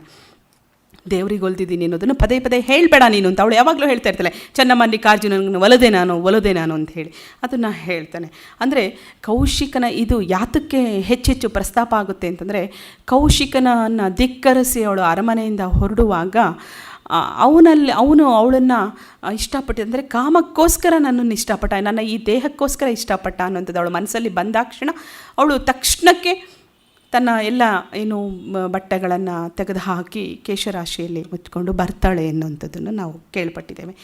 ಆದರೆ ಅವಳಿಗೆ ಅದನ್ನು ಇಲ್ಲಿ ಸ್ಪಷ್ಟಪಡಿಸ್ಬೇಕಿತ್ತು, ಯಾತಕ್ಕೋಸ್ಕರ ನಾನು ಹೀಗೆ ಬಂದೆ, ಒಂದು ನಾರು ಮುಡಿನಾದರೂ ನೀನು ಸುತ್ಕೊಂಡು ಬರಬೇಕಾಗಿತ್ತು ಅನ್ನುವಂಥದ್ದು ಅಲ್ಲಮ್ಮ ಪ್ರಭುಗಳು ಹೇಳಿದಾಗ ಅವಳು ಮತ್ತೆ ಹೇಳ್ತಾಳೆ. ಅವಳು ತುಂಬ ವೇದನೆ ಆಗುತ್ತೆ. ಯಾಕೆಂದರೆ ನಾಚಿಕೆ ಅನ್ನೋದು ನಮಗೆ ಯಾರಿಗಾದರೂ ಒಂದು ಸಲ ನಾಚಿಕೆ ಇಲ್ವಾ ನಿನಗೆ ಅಂತಂದರೆ ತಕ್ಷಣ ನಮಗೆ ಎಷ್ಟು ನೋವಾಗುತ್ತೆ. ಅವನು ನಾಚಿಕೆ ಅನ್ನೋದನ್ನು ಬಿಟ್ಟು ಬಂದಿದೆಯಲ್ಲ ನೀನು, ನಾಚಿಕೆ ಅನ್ನುವಂಥದ್ದು ಇಲ್ವಾ ನಿನಗೆ ಅನ್ನೋಂಥದ್ದನ್ನು ಅವನು ಹೇಳಿದಾಗ ಅವಳು ಹೇಳ್ತಾಳೆ, ಫಲ ಒಳಗೆ ಪಕ್ವವಾಗಿ ಎಲ್ಲದೆ ಹೊರಗಣ ಸಿಪ್ಪೆ ಒಪ್ಪಗಡದು. ಹಣ್ಣು ಒಳಗಡೆಗೆ ಪಕ್ವವಾಗಿದ್ದರೆ ಮಾತ್ರ ಪಕ್ವವಾಗಿಲ್ಲದೆ ಹೊರಗಣ ಸಿಪ್ಪೆ ಒಪ್ಪಗೆಡದು. ಎಷ್ಟು ಚೆನ್ನಾಗಿ ಹೇಳ್ತಾಳೆ. ಅಂದರೆ ಒಳಗೆ ನಾನು ಪಕ್ವ ಆಗಿದ್ದೀನಿ, ಪಕ್ವ ಆಗಿರೋದ್ರಿಂದ ಹೊರಗಡೆದು ಸಿಪ್ಪೆ ಕೆಡಲ್ಲ ನಂದು. ಕಾಮನ ಮುದ್ರೆಯ ಕಂಡು ನಿಮಗೆ ನೋವಾದೀತೆಂದು ಆ ಭಾವದಿಂದ ಮುಚ್ಚಿದೆ. ಇದಕ್ಕೆ ನೋವೇಕೆ ಕಾಡದಿರಣ್ಣ, ಚನ್ನಮಲ್ಲಿಕಾರ್ಜುನ ದೇವನ ಒಳಗಾದವಳು ನಾನು, ನನ್ನನ್ನು ಹೆಚ್ಚು ಕಾಡಬೇಡ. ಅಲ್ಲಮ್ಮ ಪ್ರಭುಗಳಿಗೆ ಹೇಳುವಂಥದ್ದು, ನನ್ನನ್ನು ಹೆಚ್ಚು ಕಾಡಬೇಡ. ನಿಮಗೆಲ್ರಿಗೂ ಇದನ್ನು ನೋಡಿ ನೋವಾದೀತು ಅನ್ನೋ ಕಾರಣಕ್ಕೋಸ್ಕರ ನಾನು ಕೇಶರಾಶಿಯನ್ನು ಮುಚ್ಕೊಂಡಿದ್ದೇನೆ. ಅದನ್ನು ಮುಚ್ಚಬೇಕು ಅಂತೇನಿಲ್ಲ, ನನಗೆ ನೋವಾದೀತು ಅನ್ನೋ ಕಾರಣಕ್ಕೆ ನಾನು ಕೇಶರಾಶಿಯನ್ನು ಮುಚ್ಕೊಂಡಿದ್ದೇನೆ ಏನಂತ ಹೇಳ್ತಾಳೆ ಅವಳು. ಈ ಎಲ್ಲ ಇಷ್ಟು ದಿಟ್ಟತನದಿಂದ ಅವಳು ಹೇಳ್ತಾ ಹೋಗ್ತಾಳೆ. ಆದರೆ ಇನ್ನೂ ಅಲ್ಲಮ್ಮ ಪ್ರಭುಗೆ ಸಮಾಧಾನ ಆಗೋದಿಲ್ಲ. ಮತ್ತೆ ಕೇಳ್ತಾರೆ ಅಲ್ಲಮ್ಮ ಪ್ರಭುಗಳು, ಅಂದರೆ ಅವಳು ಕಾಮವನ್ನು ಪೂರ್ಣ ತೊರೆದಿದ್ದಾಳ ಅನ್ನುವಂಥದ್ದು ಅಲ್ಲಮ್ಮ ಪ್ರಭುಗಳಿಗೆ ಬೇಕಾಗಿತ್ತು. ಕಾಮ, ಕ್ರೋಧ, ಮದ, ಮತ್ಸರ ಏನಿದೆ ಅದೆಲ್ಲವನ್ನು ಬಿಟ್ಟು ಬಂದಾಗ ಮಾತ್ರ ಅಲ್ಲೆಲ್ಲೋ ಒಂದು ಕಡೆಗೆ ಸಾಧನೆಯನ್ನು ಮಾಡಲಿಕ್ಕೆ ಸಾಧ್ಯ ಆಗುತ್ತೆ ಎನ್ನುವಂಥದ್ದನ್ನು ಹೇಳಬೇಕಾಗಿತ್ತು. ಹಾಗಾಗಿ ಅವರು ಮತ್ತೆ ಕೇಳ್ತಾರೆ ಅಲ್ಲಮ್ಮ ಪ್ರಭುಗಳು ಅವಳಿಗೆ, ಫಲ ಪಕ್ವವಾದಲ್ಲದೆ ಸಿಪ್ಪೆ ಒಪ್ಪಗೆಡುವುದಿಲ್ಲವೆಂದು ನೀನು ಹೇಳಿದೆ, ಆದರೆ ಸಿಪ್ಪೆ ಒಪ್ಪಗೆಟ್ಟಾಗ ಹಣ್ಣಿನ ರಸ ಕೊಳಕಾಯಿತು. ಅದಕ್ಕೂ ಮತ್ತು ಉತ್ತರ ಇರುತ್ತೆ ಅವ್ರ ಕಡೆಗೆ. ಆಯಿತು, ನೀನು ಹೇಳೋದನ್ನೆಲ್ಲ ನಾನು ಒಪ್ಕೊಂಡೆ, ಆದರೆ ಸಿಪ್ಪೆನೇ ಕೆಟ್ಟು ಹೋದಾಗ ಒಳಗಿನ ಹಣ್ಣಿನ ರಸ ಕೊಳಕಾಗಿರುತ್ತೆ ತಾನೆ. ನಾವು ಹೊರಗಡೆಗೆ ಸಿಪ್ಪೆ ಕೆಟ್ಟಿರೋಂಥದ್ದು ಹಣ್ಣೆಲ್ಲೂ ತೊಗೊಳ್ಳಲ್ಲ. ನಾವು ಒಂಚೂರು ಏನಾದರೂ ಕಂದಾಗಿದ್ದರೆ ನಾವು ಅಲ್ಲೇ ಬಿಟ್ಬಿಟ್ಟು ಬಂದುಬಿಡ್ತೀವಿ ಕೊಂಡ್ಕೊಳ್ಳುವಾಗ. ಹಾಗೆ ಆ ಸಿಪ್ಪೆನೇ ಅಂದ ಕೆಟ್ಟಾಗ ಒಳಗಿನ ಹಣ್ಣಿನ ರಸ ಕೊಳಕಾಗಿರುತ್ತೆ. ಅದು ಗುಹೇಶ್ವರನಿಗೆ ಒಪ್ಪಲ್ಲ, ಅಂದರೆ ಶಿವನಿಗೆ ಒಪ್ಪಲ್ಲ ಅಂತ ಹೇಳ್ತಾರೆ ಅಲ್ಲಮ್ಮ ಪ್ರಭುಗಳು. ಅದಕ್ಕೆ ಅವಳು ಹೇಳ್ತಾಳೆ, ಪದೇ ಪದೇ ಅವನು ಶಿವನಿಗೊಪ್ಪಲ್ಲ ಅಂತ ಹೇಳ್ತಾ ಇರೋದನ್ನು ನೋಡಿದಾಗ ಅವಳಿಗೆ ಅನಿಸುತ್ತೆ. ಮತ್ತೆ ಹೇಳ್ತಾಳೆ, ಸಾವಿಲ್ಲದ ಕೇಡಿಲ್ಲದ ರೂಹಿಲ್ಲದ ಚೆಲುವಂಗೆ, ಭವವಿಲ್ಲದ ಭಯವಿಲ್ಲದ ನಿರ್ಭಯ ಚೆಲುವಂಗೆ ನಾನೊಲಿದೆನಯ್ಯ, ಚನ್ನಮಲ್ಲಿಕಾರ್ಜುನ ನೆನಗೆ ಗಂಡನು, ಮಿಕ್ಕಿದ ಲೋಕದ ಗಂಡರೆನಗೆ ಸಂಬಂಧವಿಲ್ಲವಯ್ಯ. ಮತ್ತೆ ಹೇಳ್ತಾಳೆ ಅದನ್ನು, ಸಾವಿಲ್ಲ, ರೂಪ ಇಲ್ಲ, ಕೇಡಿಲ್ಲ, ಭವ ಇಲ್ಲ, ಭಯ ಇಲ್ಲ, ಅಂತಹ ಒಬ್ಬ ನಿರ್ಭಯ ಚೆಲುವಂಗೆ ನಾನು ಒಲ್ದಿದ್ದೀನಿ. ಚನ್ನಮಲ್ಲಿಕಾರ್ಜುನನಷ್ಟೇ ನನಗೆ ಗಂಡ, ಮಿಕ್ಕಿದ ಎಲ್ಲರೂ ನನಗೆ ಸಂಬಂಧ ಇಲ್ಲ. ಹಾಗಾಗಿ ಪದೇ ಪದೇ ನೀನು ಶಿವನಿಗೆ ಒಪ್ಪಲ್ಲ ನೀನು ಮಾಡಿರೋದು ಅನ್ನೋಂಥದ್ದನ್ನು ಹೇಳಬೇಡ ಅನ್ನೋಂಥದ್ದನ್ನು ಅವಳು ಮತ್ತೆ ಹೇಳ್ತಾಳೆ. ಜೊತೆಗೆ ರೂಪಿಂಗೆ ಕೇಡುಂಟು, ರೂಪ ಇದ್ದರೆ ಕೇಡು. ಇವಾಗ ಆಗ್ತಾ ಇದ್ದಿಲ್ಲ, ಅತ್ಯಾಚಾರಗಳು ರೂಪ ಇಲ್ಲದೆ ಇದ್ರೂ ಮಾಡ್ತಾ ಇದ್ದಾರೆ. ರೂಪ ಇರಬೇಕಂತೇನಿಲ್ವಲ್ಲ. 5-6 ವರ್ಷದ ಮಗುಗೇನಿರುತ್ತೆ, 50-60 ವರ್ಷದ್ದು ವಯಸ್ಸಾದಂತಹ ಹೆಂಗಸಿಗೆ ಯಾವುದೇ ರೀತಿಯಲ್ಲಿ ನಾವು ರೂಪ ಇದರಲ್ಲಿ ಹೇಳ್ಬೋದಾಗುತ್ತೆ. ರೂಪಿಂಗೆ ಕೇಡುಂಟು, ಅವತ್ತೇ ಅವಳು ಅಷ್ಟು ವರ್ಷಗಳ ಹಿಂದೆ ರೂಪಿಂಗೆ ಕೇಡುಂಟು, ರೂಪ ಇದ್ದರೆ ಕೇಡಿರುತ್ತೆ. ಯಾವ ರೂಪ? ಒಳಗಿನ ರೂಪ. ನಿರೂಪಿಂಗೆ ಕೇಡಿಲ್ಲ, ನಾನು ವಿಕಾರವಾಗಿದ್ದರೆ ಕೇಳಿಲ್ಲ. ರೂಪು ನಿರೂಪ ನೊಡಗೊಡುವ ಪರಿಯಂತೂ ಹೇಳ. ನೀನು ಹೇಳ್ತಾ ಇರೋದು ಹೊರಗಣ ಸೌಂದರ್ಯ ಚೆನ್ನಾಗಿದೆ, ನನಗೆ ಬೇರೆಯವರು ನನ್ನನ್ನು ನೋಡಿ ಮೋಹಿಸ್ತಾರೆ ಅಂತ ತಾನೇ ಹೇಳ್ತೀಯ. ಈ ರೂಪ ನಿರೂಪ ಮಾಡ್ಕೊಳ್ಳೋದು ಹೇಗೆ ಅಂತ ಹೇಳು ಅಂತ ಅಲ್ಲಮ ಪ್ರಭುಗಳನ್ನೇ ಕೇಳ್ತಾಳೆ. ಅಸಂಬಂಧ ಸಂಬಂಧವಾಗೇ ಇದೆ, ದೇಹ ಇಂದ್ರಿಯವೆಂಬ ಜಾತಿ ಸೂತಕವಿರಲು ಗುಹೇಶ್ವರ ಲಿಂಗನ ಮುಟ್ಟಬಾರದು ಕೇಳವ್ವ. ಇಲ್ಲಿ ಮತ್ತೆ ಹೇಳ್ತಾನೆ ಅಲ್ಲಮ ಪ್ರಭುಗಳು, ಸಂಬಂಧ, ಈ ಅಸಂಬಂಧ ಸಂಬಂಧ ಎಲ್ಲ ಇದೆ. ಈ ದೇಹ ಅನ್ನುವಂತಹ ಇಂದ್ರಿಯ ಜಾತಿ ಸೂತಕ ಏನೇನು ನಾವು ಆವಾಗಲೇ ಎಲ್ಲ ಹೇಳ್ತಾ ಇದ್ರು, ಅದು ಗುಹೇಶ್ವರನಿಗೆ ಮುಟ್ಟಬಾರ್ದು, ಅಂದರೆ ಶಿವನಿಗೆ ಮುಟ್ಟಬಾರ್ದು. ನೀನು ಇದೆಲ್ಲ ಏನು ಹೇಳ್ತಾ ಇದೆಯಲ್ಲ ಅದೆಲ್ಲ ಶಿವನಿಗೆ ಹೋಗಬಾರ್ದು. ಅಂದರೆ ನಿನಗೂ ಶಿವನಿಗೂ ಹತ್ತಿರ ಇಲ್ಲ, ದೂರ ಅನ್ನೋಂಥದ್ದನ್ನು ಪದೇ ಪದೇ ಹೇಳ್ತಾ ಹೋಗ್ತಾನೆ. ಆಗ ಅವಳು ಅಕ್ಕಮಹಾದೇವಿ ಮತ್ತೆ ಹೇಳ್ತಾಳೆ, ಹಾವಿನ ಹಲ್ಲ ಕಳೆದು ಹಾವನಾಡಿಸಬಲ್ಲರೆ, ಹಾವಿನ ಸಂಗವೇ ಲೇಸು ಕಂಡಯ್ಯ. ಹಾವನ ಹಲ್ಲು ಕಳಿದೇನೆ ನಾವು ಹಾವಾಡ್ಸೋಕ್ಕೆ ಸಾಧ್ಯನಾ? ಕಾಯದ ಸಂಗವ ವಿವರಿಸಬಲ್ಲರೆ, ಈ ದೇಹದ ಒಂದು ಸಂಘವನ್ನು ವಿವರಿಸಲಿಕ್ಕೆ ಸಾಧ್ಯ ಆಗುತ್ತಾ? ಕಾಯದ ಸಂಘವೇ ಲೇಸು ಕಂಡಯ್ಯ. ಈ ಒಂದು ದೇಹದ ಒಂದು ಸಂಘವನ್ನೇ ಲೇಸು ಅಂತ ಹೇಳ್ತಾರೆ ಎಲ್ರೂ. ತಾಯಿ ರಕ್ಕಸಿಯಾದಂತೆ ಕಾಯ ವಿಕಾರವು ಚನ್ನಮಲ್ಲಿಕಾರ್ಜುನಯ್ಯ, ನೀನೊಲಿದವರ ಕಾಯ್ದುಕೊಂಡಿದ್ದರೆನ ಬೇಡ. ಆ ದೇಹದ ಬಗ್ಗೆನೇ ಅವನು ಪ್ರತಿ ಸಲ ಮಾತಾಡ್ತಾ ಇದ್ದರಿಂದ ಆ ದೇಹದ್ದೇ ಹೇಳ್ತಾಳೆ. ಈ ತಾಯಿ ಅಂದರೆ ಈ ಒಂದು ಇದನ್ನು ನಾನು ವಿಕಾರ ಮಾಡಿಕೊಂಡ್ರೆ ಚನ್ನಮಲ್ಲಿಕಾರ್ಜುನಿಗೆ ಒಲಿಯುವಂಥದ್ದು ನನ್ನ ದೇಹ ಅಲ್ಲ, ಮನಸ್ಸು, ನನ್ನ ಒಳಗಿನ ಒಂದು ಏನು ಅಂತರಂಗದಲ್ಲಿ ನಾನು ಆತನ್ನು ಮೆಚ್ಚಿದ್ದೀನಿ ಅನ್ನೋಂಥದ್ದನ್ನು ಅವಳು ಹೇಳ್ತಾ ಹೋಗ್ತಾಳೆ. ಅವಳು ಈ ಪರೀಕ್ಷೆ ಅಲ್ಲಮ ಪ್ರಭುಗಳದು ಅಷ್ಟು ಸುಲಭವಾಗಿ ಮುಗಿಯೋದೇ ಇಲ್ಲ. ಮತ್ತೆ ಅವರು ಕೇಳ್ತಾರೆ, ಯಾರನ್ನ ಅಲ್ಲಿ ಬಸವಣ್ಣನವ್ರಿಗೆ ಈಕೆಯನ್ನು ಎಷ್ಟರ ಮಟ್ಟಕ್ಕೆ ನಾವು ಇವಳನ್ನು ಪರೀಕ್ಷೆ ಮಾಡ್ತಾ ಇದ್ದೀವಿ, ಆದರೆ ಇವಳು ಸೋಲ್ತಾ ಇಲ್ಲ ಅನ್ನೋಂಥದ್ದನ್ನು ಬಸವಣ್ಣನವರು, ಸಾಕು ಇನ್ನು ಹೆತ್ತ ತಾಯಿನ ಹೆಚ್ಚು ನೀನು ಕಾಡಿಸ್ಬೇಡ ಅನ್ನೋಂಥದ್ದನ್ನು ಬಸವಣ್ಣನವರು ಹೇಳ್ತಾರೆ.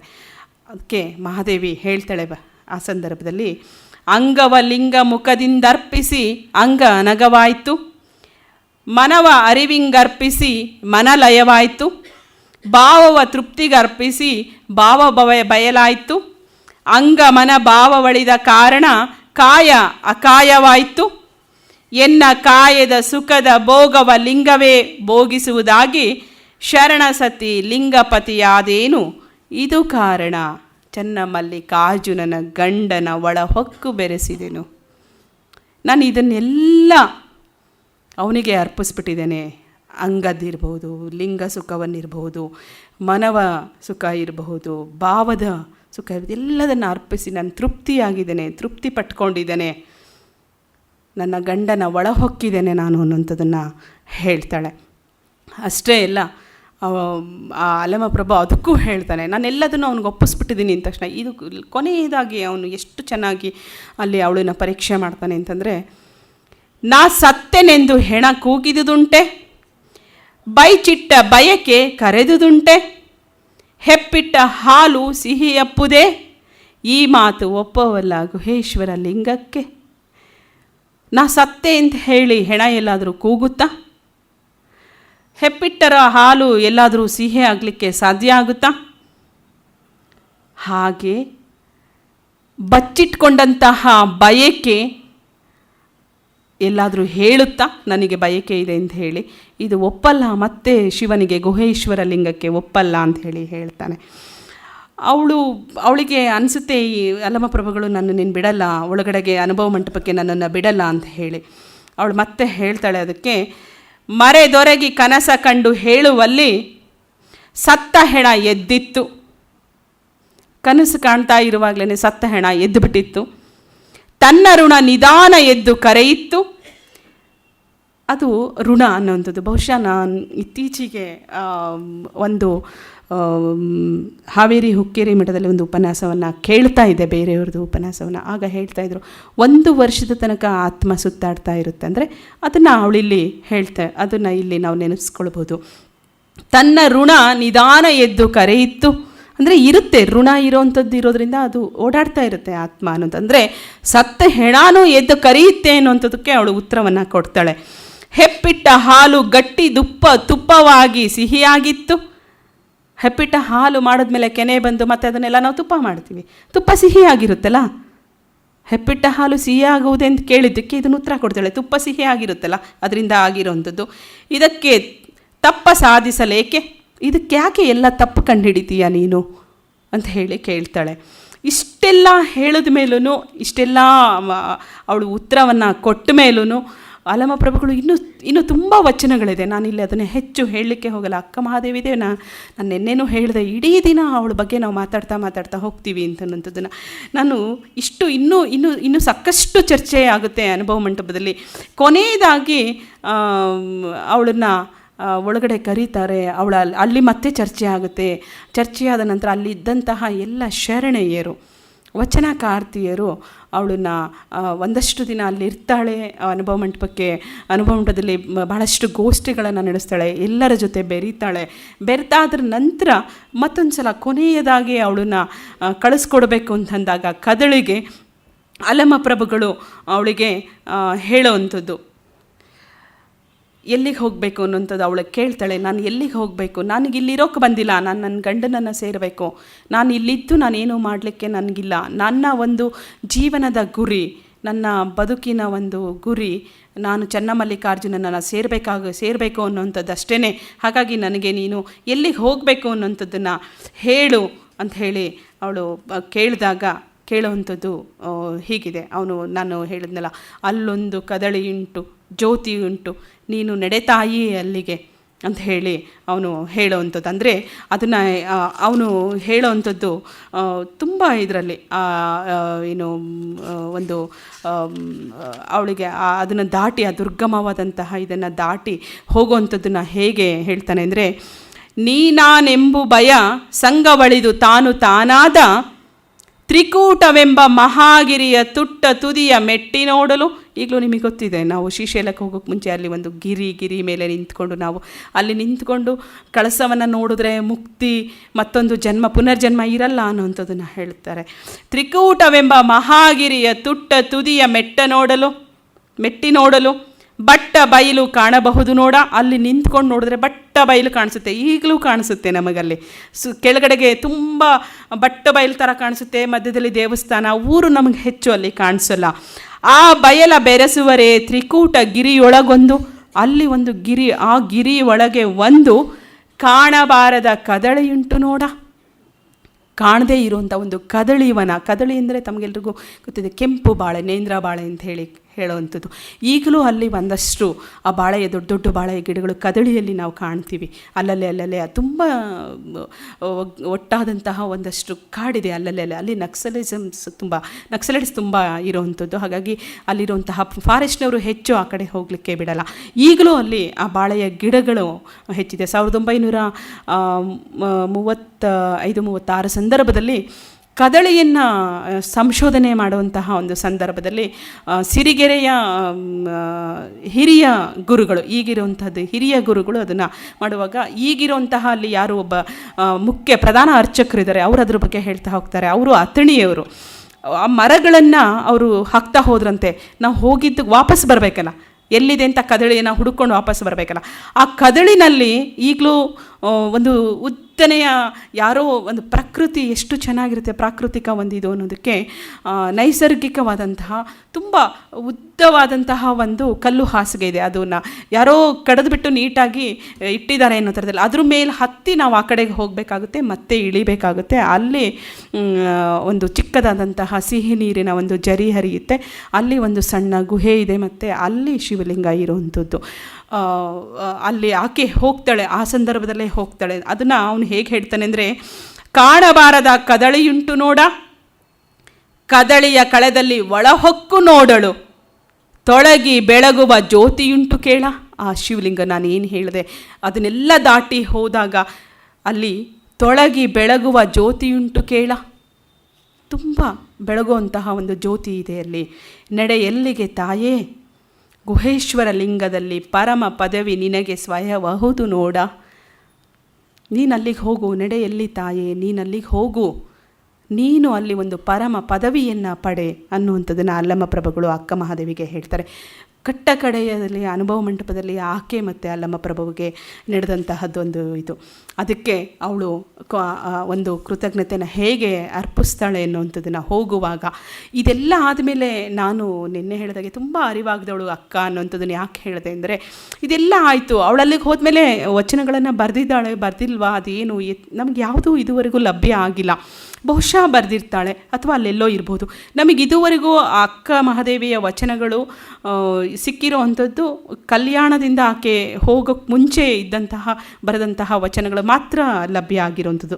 ಅದಾದ ನಂತರ ನಮಗೆ ಹೆಚ್ಚು ಲಭ್ಯ ಆಗಿಲ್ಲ ವಚನಗಳು ಅನ್ನೋಂಥದ್ದು. ಅವಳು ಕೊನೆಯದಾಗಿ ಎಲ್ರಿಗೂ ಒಂದು ಧನ್ಯವಾದವನ್ನು ಹೇಗೆ ಅರ್ಪಿಸ್ತಾಳೆ ಅನ್ನುವಂಥದ್ದನ್ನು. ಹುಟ್ಟಿದೆ ಶ್ರೀ ಗುರುವಿನ ಹಸ್ತದಲ್ಲಿ, ಬೆಳೆದೆನು ಅಸಂಖ್ಯಾತರ ಕರುಣದೊಳಗೆ. ಶ್ರೀ ಗುರುವಿನ ಒಂದು ಹಸ್ತದಲ್ಲಿ ನಾನು ಹುಟ್ಟಿದೆ ಅಂದರೆ, ಮತ್ತು ಅವಳು ತನ್ನ ದೀಕ್ಷೆಯನ್ನು ಕೊಟ್ಟಂತಹ ಗುರುವಿನ ಬಗ್ಗೆ ಹೇಳ್ತಾಳೆ. ಅಸಂಖ್ಯಾತರ ಕರ್ಣದೊಳಗೆ ನಾನು ಬೆಳೆದೆ, ಎಲ್ಲರ ಒಂದು ಕರುಣೆಯಲ್ಲಿ ನಾನು ಬೆಳೆದಿದ್ದೇನೆ. ಭಾವವೆಂಬ ಹಾಲು, ಸುಜ್ಞಾನವೆಂಬ ತುಪ್ಪ, ಪರಮಾರ್ಥವೆಂಬ ಸಕ್ಕರೆ ನಿಕ್ಕಿದರು ನೋಡ. ಅವರೆಲ್ಲರೂ ನನಗೇನು ಕೊಟ್ಟರು ಅಂತ ಹೇಳ್ತಾಳೆ. ಇವತ್ತು ತವ್ರ ಮನೆಯಿಂದ ಹೋಗುವಾಗ ಎಲ್ಲ ಹೆಣ್ಣುಮಕ್ಕಳು ನನಗೇನು ಕೊಟ್ರಿ ಅಂತ ಅಪ್ಪ ಅಮ್ಮನ ಏನು ಕೇಳ್ತಾರೆ ಅನ್ನೋದು ನಿಮಗೆಲ್ರಿಗೂ ಗೊತ್ತಿದೆ. ಇವಳು ಹೇಳೋದು ನೋಡಿ, ಭಾವವೆಂಬ ಹಾಲು, ಸುಜ್ಞಾನವೆಂಬ ತುಪ್ಪ, ಪರಮಾರ್ಥವೆಂಬ ಸಕ್ಕರೆ ನಿಕ್ಕಿದರು ನೋಡ. ನನಗೆ ಏನೆಲ್ಲ ಕೊಟ್ಟರು ಅವರು, ಕಳಿಸಿದ್ರು ಅಂಥೇಳಿ. ಇಂತಪ್ಪ ತ್ರಿವಿಧಾಮೃತವನ ದಣಿಯಲೆಂದು ಸಲಹದರೆನ್ನ ವಿವಾಹ ಮಾಡಿದಿರಿ. ಈ ಎಲ್ಲ ನನ್ನನ್ನು ಸಲಹೆ ವಿವಾಹ ಮಾಡಿದ್ರು. ಆ ಲಿಂಗದೀಕ್ಷೆಗೆ ಅವಳು ವಿವಾಹ ಅಂತ ಹೇಳ್ತಾಳೆ. ಸಾಯವಪ್ಪ ಗಂಡಂಗೆ ಕೊಟ್ಟಿರಿ, ಸಾಯದೇ ಇರೋಂತಹ ಗಂಡಂಗೆ, ಸಾವಿಲ್ಲದ ಗಂಡನಿಗೆ ನನ್ನನ್ನು ಕೊಟ್ಟರು. ಕೊಟ್ಟ ಮನೆಗೆ ಕಳುಹಲೆಂದು ಅಸಂಖ್ಯಾತರೆಲ್ಲರೂ ನೆರೆದು ಬಂದಿರಿ. ಅವತ್ತು ಅಲ್ಲಿ ಆ ಶರಣರೆಲ್ಲ ನೆರೆದಿರ್ತಾರೆ. ಅವರೆಲ್ರಿಗೂ ಹೇಳ್ತಾಳೆ, ನನ್ನನ್ನು ನೀವು ಗಂಡನ ಮನೆ ಕಳಿಸ್ತಾ ಇದ್ದೀರಾ, ನೀವೆಲ್ಲರೂ ಇಲ್ಲಿ ನೆರೆದಿದ್ದೀರಾ ಅನ್ನುವಂಥದ್ದನ್ನು ಹೇಳ್ತಾಳೆ. ಬಸವಣ್ಣ ಮೆಚ್ಚಲೊಗೆತನವ ಮಾಡುವೆ. ಬಸವಣ್ಣಂಗೆ ಹೇಳ್ತಾಳೆ, ನೀನು ಮೆಚ್ಚೋ ಹಾಗೆ ನಾನು ಅಲ್ಲಿ ಹೋಗಿ ಒಗೆತನ ಅಂದರೆ ನನ್ನ ಸಂಸಾರವನ್ನು ನಾನು ಮಾಡ್ತೀನಿ ಅನ್ನೋಂಥದ್ದನ್ನು ಬಸವಣ್ಣನಿಗೆ, ಚನ್ನಮಲ್ಲಿಕಾರ್ಜುನನತೆಗೆ ನಾನು ತುಂಬ ನೀವೆಲ್ಲ ಮೆಚ್ಚೋ ಥರದಲ್ಲಿ ನಾನು ಒಗೆತನವನ್ನು ಮಾಡ್ತೀನಿ ಅಂತ ಹೇಳ್ತಾಳೆ. ಚನ್ನಮಲ್ಲಿಕಾರ್ಜುನನ ಕೈ ಹಿಡಿದು ನಿಮ್ಮ ತಲೆಗೆ ಹೂವ ತಹನೆಲ್ಲದೆ ಹುಲ್ಲ ತಾರೇನು. ನೀವೆಲ್ಲರೂ ಮೆಚ್ಚೋ ಹಾಗೆ ನಾನು ಗಂಡನ ಮನೆಯಲ್ಲಿ ಇರ್ತೀನಿ, ಜೀವನ ಮಾಡ್ತೀನಿ, ನಿಮ್ಮ ತಲೆಗೆ ಹೂವು ಥರ ನೆಲ್ಲದೆ ಹುಲ್ಲ ತಾರೇನು. ಒಳ್ಳೆಯ ಒಂದು ಇದನ್ನು ನಾನು ತರ್ತೀನಿ, ನಾನು ಕೆಟ್ಟದ್ದನ್ನು ಯಾವತ್ತೂ ನಾನು ಗಂಡನ ಮನೆಯಿಂದ ತರಲ್ಲ ಅನ್ನೋಂಥದ್ದನ್ನು ಹೇಳ್ತಾಳೆ. ಎಲ್ಲರೂ ನನಗೆ ಏನು ಆಶೀರ್ವಾದ ಮಾಡಿ ಕಳಿಸಿ, ನಿಮ್ಮಡಿಗಳೆಲ್ಲರೂ ಮರಳಿ ಬಿಜೈಂಗೈವುದು, ನಾನಿಲ್ಲಿಂದ ಹೋಗ್ತಾ ಇದ್ದೀನಿ ಅನ್ನೋಂಥದ್ದು ಹೇಳ್ತಾ ಶರಣಾರ್ಥಿ. ಕೊನೆಯದಾಗಿ ಅವಳು ಅಲ್ಲಿಂದ ಹೋಗುವಾಗ ಹೇಳುವಂಥದ್ದು, ಅವಳು ನಾನು ಹೇಳೋದನ್ನು ತುಂಬ ಕಾಡ್ತಾಳೆ ಅನ್ನೋಂಥದ್ದು ಈ ವಚನವೊಂದಲ್ಲ. ಕೊನೆಯದಾಗಿ ನಾನು ಹೇಳ್ತೇನೆ ಅವಳು ಯಾಕೆ ಕಾಡ್ತಾಳೆ ಅನ್ನೋದನ್ನು. ಕದಳಿ ಎಂಬುದು ತನು ಅಲ್ಲಿಂದ ಬೀಳ್ಕೊಟ್ಟ ಮೇಲೆ ಅವಳು ಹೋಗ್ತಾ ದಾರಿನಲ್ಲಿ ಹೇಳ್ಕೊಳ್ಳುವಂಥದ್ದು. ಕದಳಿ ಎಂಬುದು ತನು, ಕದಳಿ ಎನ್ನುವಂಥದ್ದೇ ನನ್ನ ಒಂದು ತನು. ಕದಳಿ ಎಂಬುದು ಮನನೂ ಕದಳಿನೇ, ನನ್ನ ತನುನೂ ಕದಳಿನೇ. ಕದಳಿ ಎಂಬುದು ಭವಘೋರಾರಣ್ಯ, ತುಂಬ ಘೋರವಾದಂತಹ ಒಂದು ಅರಣ್ಯ ಅದು. ಕದಳಿ ಎಂಬುದ ಗೆದ್ದು ತವೆ ಬದುಕಿ ಬಂದು, ಕದಳಿಯ ಬನದಲ್ಲಿ ಭವಹರನ ಕಂಡೆನು. ಭವಗೆಟ್ಟು ಬಂದ ಮಗಳೆಂದು ಕರುಣದಿರಿ, ತೆಗೆದು ಬಿಗಿಯಪ್ಪಿದರೆ ಚನ್ನಮಲ್ಲಿಕಾರ್ಜುನನ ಹೃದಯ ಕಮಲದಲ್ಲಿ ಅಡಗಿದೆನು. ಚನ್ನಮಲ್ಲಿಕಾರ್ಜುನ ನನ್ನನ್ನು ಬಿಗದು ಅಪ್ಪೋದ್ರೆ ನಾನು ಅವನ ಹೃದಯದಲ್ಲಿ ಅಡಗಿಬಿಡ್ತೀನಿ. ಅವಳಲ್ಲಿ ಇಂತಹ ಒಂದು ಎದುರು ನೋಡ್ತಾ ಇದ್ಲು ಎಂತಹದ್ದನ್ನು ಅನ್ನೋವಂಥದ್ದನ್ನು. ಹೇಗೆ ಅವಳು ಎದುರು ನೋಡ್ತಾ ಇದ್ಲು, ಚನ್ನಮಲ್ಲಿಕಾರ್ಜುನ ನನ್ನನ್ನು ಬಂದು ಬಿಗಿದಪ್ಪೋದ್ರೆ ನಾನು ಅವನ ಹೃದಯ ಅನ್ನುವಂತಹ ಕಮಲದಲ್ಲಿ ನಾನು ಹೋಗಿ ಅಡಗಿಬಿಡ್ತೀನಿ ಅನ್ನುವಂಥದ್ದನ್ನು ಅವಳು ಕೊನೆಯದಾಗಿ ಹೇಳಿಬಿಟ್ಟು ಅಲ್ಲಿಂದ ಅವಳು ಕದಳಿಗೆ ಹೊರಡ್ತಾಳೆ. ಅವಳು ಹೊರಟ ಮೇಲೆ ಮಹಾದೇವಿ ಅಕ್ಕನ ಬಗ್ಗೆ ಬರೆದಿದ್ದಂತಹ ಒಂದು ವಚನವನ್ನು ನಾನಿಲ್ಲಿ ಆ ಶೂನ್ಯ ಸಂಪಾದನೆಯಲ್ಲಿ ಅದನ್ನು ಹೇಳಿರುವಂಥದ್ದು. ಅವಳು ತನುವಿನೊಳಗಿದ್ದಳು ತನುವ ಗೆದ್ದಳು, ಮನದೊಳಗಿದ್ದು ಮನವ ಗೆದ್ದಳು. ಅವಳಲ್ಲಿದ್ದಷ್ಟು ದಿನ ಹೇಗೆ ಅವಳು ಎಲ್ಲರನ್ನ ಗೆದ್ಲು, ತನುವಿನೊಳಗಿದ್ದು ಹೊರಗಡೆಯಿಂದನೂ ಅವಳು ಗೆದ್ಲು, ಮನದಲ್ಲಿದ್ದುಕೊಂಡು ನಮ್ಮನ್ನು ಗೆದ್ಲು, ವಿಷಯೊಳಗಿದ್ದು ವಿಷಯಗಳ ಗೆದ್ದಳು. ಅನುಭವ ಮಂಟಪದಲ್ಲಿ ಪ್ರತಿನಿತ್ಯ ಅವಳು ಚರ್ಚೆಯನ್ನು ಮಾಡ್ತಾಯಿದ್ಲು. ಅವಳ ಎಲ್ಲ ವಚನಗಳು ಏನಿದೆ, ಸುಮಾರು 300ಕ್ಕಿಂತ ಹೆಚ್ಚು ವಚನಗಳನ್ನು ನಾವಲ್ಲಿ ಕಾಣ್ತೇವೆ. ಅಷ್ಟು ವಚನಗಳಲ್ಲಿ ಅವಳು ಎಲ್ಲ ವಿಷಯಗಳನ್ನು ತೆಗೆದುಕೊಂಡಿದ್ದಾಳೆ. ಅವು ಇವತ್ತು ಎಷ್ಟೊಂದು ವಚನಗಳನ್ನು ನಾವಿವತ್ತು ಪ್ರಸ್ತುತ ಅಂಥೇಳಿ ಅಂದ್ಕೊಳ್ಬೋದು. ಆ ವಚನಗಳನ್ನು ಅಂದರೆ ವಿಷಯದೊಳಗಿದ್ದು ವಿಷಯಗಳ ಗೆದ್ದಳು. ಆ ಚರ್ಚೆಯಲ್ಲೂ ಅವಳು ಚರ್ಚೆ ಮಾಡ್ತಾ ಗೆದ್ದಿದ್ಲು. ಸಂಗವ ತೊರೆದು ಭವವ ಗೆದ್ದಳು. ಈ ಎಲ್ಲ ಅಂಗದ ಒಂದು ಸಂಘವನ್ನು ಅದನ್ನೂ ಸಹ ಗೆದ್ದು ಅವಳು ಹೋದ್ಲು. ಕೂಡಲ ಚೆನ್ನ ಸಂಗಯ್ಯನ ಹೃದಯ ಕಮಲವ ಬಗಿದು ಹೊಕ್ಕು, ಕೂಡಲ ಸಂಗಮನ ಹೃದಯವನ್ನು ಬಗೆದು ಹೊಕ್ಕು ಅಂದರೆ ಆ ಒಂದು ಹೃದಯ ಕಮಲವನ್ನು ಅವಳು ಹೊಕ್ಕು, ನಿಜ ಪದವಿಯನ್ನೈದಿದ್ದ ಮಹಾದೇವಿಯಕ್ಕನ ಶ್ರೀಪಾದಕ್ಕೆ ನಮೋ ನಮೋ ಎಲ್ಲರೂ ಹೇಳ್ತಾರೆ.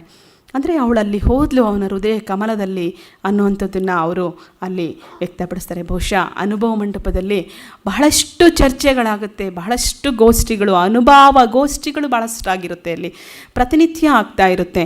ಶಿವಾನುಭವ ಗೋಷ್ಠಿಗಳು, ಚರ್ಚೆಗಳು, ಬೇರೆ ಬೇರೆ ರೀತಿಯಲ್ಲಿ ಚರ್ಚೆಗಳಾಗ್ತಾ ಇರುತ್ತೆ. ಅದರಲ್ಲಿ ನಾನು ಒಂದೇ ಒಂದು ಚರ್ಚೆಯನ್ನು ಅಕ್ಕ ಮಹಾದೇವಿ ಮತ್ತು ಅಲ್ಲಿದ್ದಂತಹ ಶರಣರಲ್ಲಮ್ಮ ಪ್ರಭುಗಳಿಗೆ ನಡೆದಂಥದ್ದನ್ನು ನಾನು ತಮ್ಮಲ್ಲಿ ಇವತ್ತು ಹೇಳಿದ್ದೇನೆ. ಬಹುಶಃ ಇದೇ ತುಂಬ ಸಮಯವನ್ನು ತೆಗೆದುಕೊಳ್ತು ಅಂತ ಅಂದ್ಕೊಳ್ತೇನೆ ನಾನು. ಮಹಾದೇವಿ ಅಕ್ಕಂದು ನಾನು ನಿನ್ನೆ ಬಿಟ್ಟಿದ್ದಂತಹ ಒಂದು ಏನು ವಚನಕಾರ್ತಿಯರ ಬಗ್ಗೆ ಶರಣೆ ಸತ್ಯಕ್ಕನ ತನಕ ನಾನು ನಿನ್ನೆ ಮಾತಾಡಿದ್ದೆ.